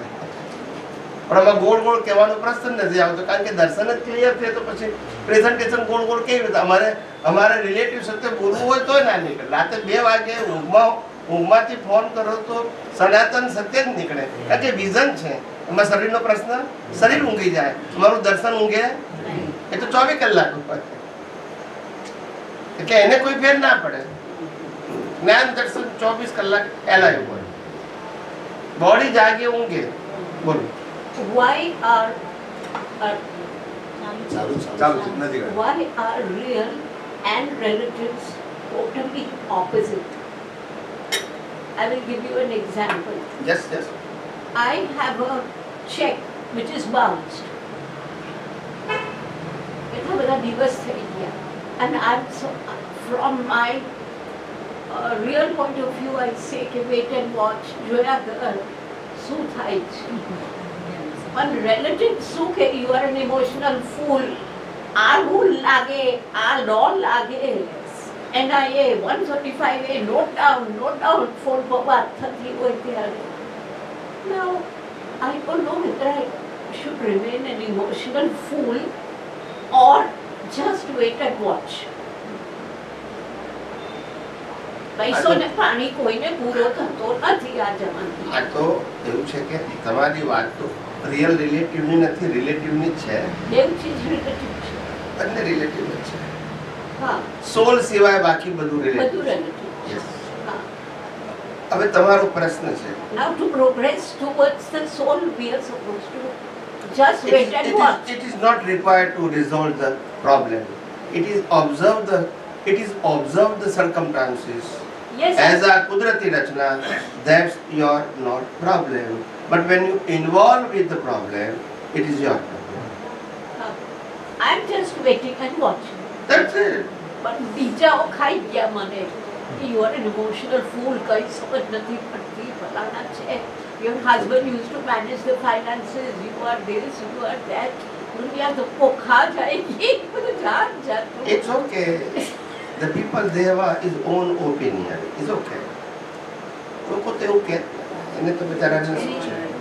એટલે રોજ પેલો બાઉન્સ ચેક હજુ બી મારી થેલીમાં છે, પણ લખાયેલું છે જવા દે, દેખી જાયગી. That is my attitude. Now what do I do? કોઈએ તમને ચેક આપ્યો છે પાછો લાવ્યો એમ, હાજી, અને એ વ્યક્તિ શું કહેશે હવે જેને ચેક આપ્યો છે? તે સામે આવે ને. ટૂંકમાં એને ફ્રોડ કર્યો છે. Right. બેંક વાળો શું કરે? નહીં, બેંક વાળો નહીં. And I'm supposed to, I don't know, phone them up. I'm supposed to. આમાં કશું જ એટલે નહીં. કઈ નથી આમાં કરવું. વ્યવહારથી તમારે કશું કરવું હોય, એપ્લિકેશન લખી, ઝેરોક્સ ચેક નીકાળી અને પોલીસ સ્ટેશન આપી દો. એ બધું શું કામ? જો કયા જન્મનો હિસાબ છે? ઉકેલ લાવવો હોય તો, અને પ્રોબ્લેમ ના હોય તો કશું કરવાની જરૂર નથી. હું જોયા જ કરતી છું. લોકો તો પછી એ પ્રોબ્લેમ જ નથી. પછી લોકો જીવવા નથી ને તમે તેની સામે. જુઓ, એટલું ધ્યાન રાખવાનું કે આ દુનિયાની અંદર આપણે જીવવા મરવા નથી આવ્યા, હિસાબ પૂરો કરવા આવ્યા છે. શું છે? હિસાબ પૂરો કરવા. અને હિસાબ પૂરો થશે એટલે જીવાય નહીં દે, અને હિસાબ બાકી હશે તો મરવા પણ નહીં. સમજી ગયા? આ છેલ્લી મને પૂછ્યું તમે સત્સંગમાં આવો છો? મેં કહ્યું હા, I go to the bank and I come here. But I didn't put it on. હા, કે મારો આટલો હિસાબ હશે.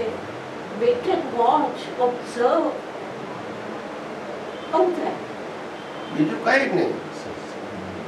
આ દુનિયા આખી આમ જ ચાલ્યા કરવાની છે, અને આ જીવન એમ જ ચાલ્યા કરવાનું છે પાણીના પ્રવાહની જેમ.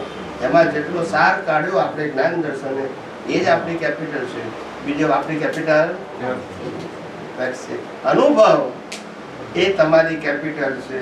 શરીર અને શરીર સાથે સંકળાયેલા સંજોગો એમાંનું કશું તમારી પાસે નથી. This is the final solution. અને એમાં જેટલું એટેચમેન્ટ એટલું જ મોહ, એટલી અજ્ઞાનતા ને એટલું જ પાછું આ નહીં આવતા ભવે માર ખાવાનું. સાથે તો નહીં આવે પણ માર ખાવું પડે. હમણાં જ માર ખાતા છે તો ખાઈ લઈએ ને એવો વિચાર એક એજ પછી સાયકોલોજી ઇફેક્ટ થાય બધાનું કહેવાથી એક એજ પછી સાયકોલોજીકલ નબળું ઇફેક્ટ જેટલું માઇન્ડ નબળું એટલી સાયકોલોજી ઇફેક્ટ વધારે થાય. જેટલું માઇન્ડ સ્ટ્રોંગ એટલી સાયકોલોજી ઇફેક્ટ ના થાય. લોકો ખાઈ જાય પછી હું તો પાછું પેલામાં લઈને ખાલી ફરિયાદ કરું, પાછું નથી પોલીસ સ્ટેશન ગઈ નથી. એમ નહીં પણ મનમાં નહીં રાખવાનું. મનમાં નથી, મનમાં રાખેલું હોતે તો I would have taken action. આ તો પાછલા જન્મનું હશે, એની પાસે વિચાર હશે, નહીં હશે, એવા બધા વિચારો આવે. બધું પાછલા જન્મનું છે, આ જન્મનું કશું છે જ નહીં. જન્મા ત્યારે મા બાપે પાછલા જન્મને આધારે જ મળે. ભાઈ બહેન પાછલા જન્મના આધારે, પતિ પત્ની પાછલા જન્મને આધારે, કર્મના આધારે. કશું આ જન્મમાં પરિણામ છે. લઈને પાછલા અવતારનું આવ્યો છે, ભોગવ્ય છે આ છે. It's wrong in not going, taking action. If you take an action or not, still it is કુદરતી. Yes, that agree. તમને લોડ લાગતો હોય નથી તો કંઈક કરવાનું મન થાય, નથી લાગતો તો જે થાય જોયા કરો. બસ જોયા જ કરતી. તમે એક્શન લો છો કે નથી લેતા બે જુઓ. રોડ લાગે તો વ્યવહારમાં એક્શન લેવાય નહીં નહીં નથી રોડ તો કોઈ બોલી જાય કે અરે 2-5 મિનિટ પછી કહું કે જવા દે, ડ્યુ લેટ ઇટ બી. ઈગોને જ બધા બીજું બધું વિષય લક્ષ્મી કે ઈગો માટે તો બધાને ઈગો કેમ બધાને ઈગો? કારણ કે ઈગોમાં આઈ બોડી છે, ઈગોમાં આઈ સોલ નથી. એટલે ઈગોમાં બોડી છે. પછી હવે આ રીટામાં કે છે હું શુદ્ધ આત્મા છું, તો પછી ઈગો બોડી સાથે જોડવાનું કે સોલ સાથે? સોલ સાથે. અને જોડી જઈએ છે બીજું બોડી બધું પછી કે અસર થાય. પણ ઈગો એ તો તમે છો, બોડી એ તમે છો. 2-4 મિનિટ અસર ઈગો એટલે અસ્તિત્વનું ભાન. એ અસ્તિત્વના ભાનમાં શરીર છે કે આત્મા છે? અસ્તિત્વનું ભાન એનામાં જ અહંકાર છે. એ અહંકાર શરીર સાથે જોડાયો છે તો અસર છે. એ જ અહંકાર આત્મા સાથે જોડાયો તો અસર નથી. ભલે શરીર હોય અભિમાન સાથે કનેક્ટેડ. આ સ્વાભિમાન, આ મારું હું અસ્તિત્વ, આ બધી વસ્તુ રિલેટિવમાં છે અભિમાન જોડાય છે. પણ રિલેટિવ સત્ય છે ને. હા છે રિલેટિવ સત્ય, પણ એવું શા માટે બીજું બધું છોડી શકે પણ ઈગો નથી છોડી શકતા. પણ એટલે બધું જ છૂટે, લક્ષ્ય બધું જ છૂટી શકે પણ ઈગો તો પકડી જ રાખશે. પણ એ એ જ કહું છું કે ઈગો પ્રકૃતિ સાથે જોડાયો છે એ અજ્ઞાન છે. અજ્ઞાન જ છે પણ હું એ શા માટે નથી જલ્દી છોડી શકતા હું એમ કહું છું. કારણ કે તમારી પાસે અજ્ઞાન છે ત્યાં સુધી રિલેટિવ સત્ય સાથે જોડાયેલા રહેવાના જ. એ ક્યાં બીજી રીતે? એટલા માટે તો આધ્યાત્મ વિજ્ઞાન કે છે અજ્ઞાન જ કાઢો, બીજો કોઈ સોલ્યુશન. અજ્ઞાન છે ને મારે રિલેટિવ સત્ય નથી રહેવું એ પોસિબલ જ નથી. અજ્ઞાન ઇઝ ઇક્વલ ટુ રિલેટિવ.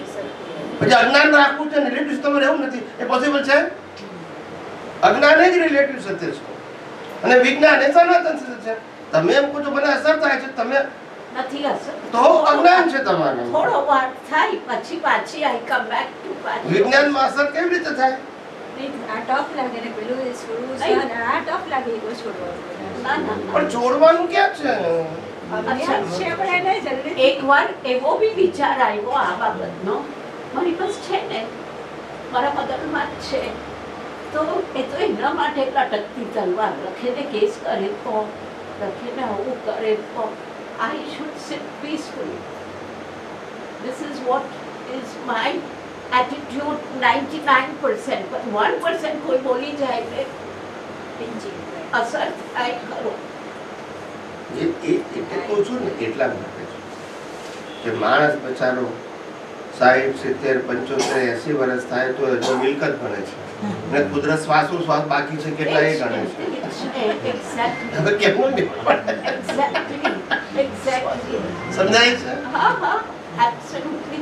જે થોડા સમય માટે જે આ દુનિયા છે એના માટે શું કામ ઊંડા ઉતરશો?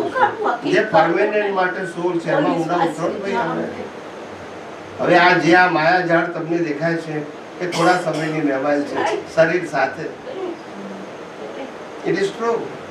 હવે આ માયાજાળની અંદર ફસાવો એના કરતા પોતાના શુદ્ધાત્મા પદમાં રહી અને માયાજાળને કુદરતી રચના જોવામાં શું વાંધો છે? ઉલટાનું હું તો એ વ્યક્તિનું પ્રતિક્રમણ કરું કે ભાઈ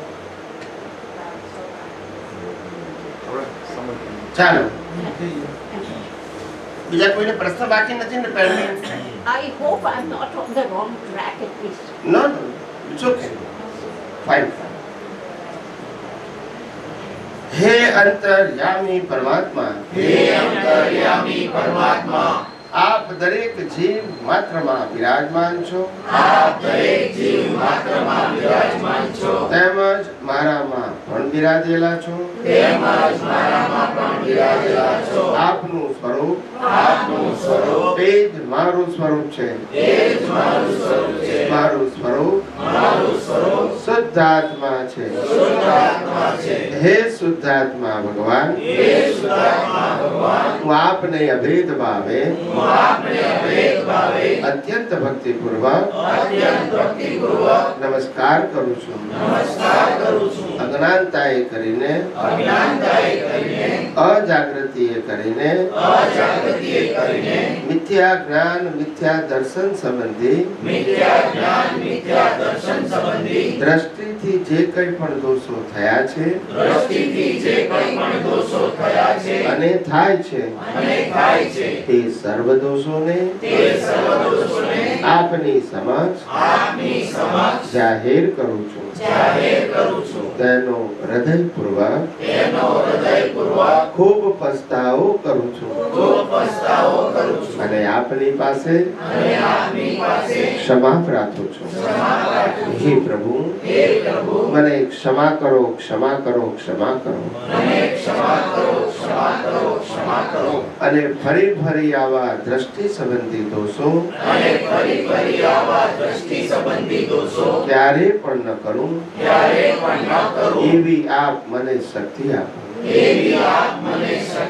હે શુદ્ધાત્મા ભગવાન, આપ એવી કૃપા કરો કે અમને ભેદભાવ છૂટી જાય અને અભેદ સ્વરૂપ પ્રાપ્ત થાય. અમે તમારામાં અભેદ સ્વરૂપે તન્મયાકાર રહીએ. જય સચ્ચિદાનંદ, જય સચ્ચિદાનંદ, જય સચ્ચિદાનંદ.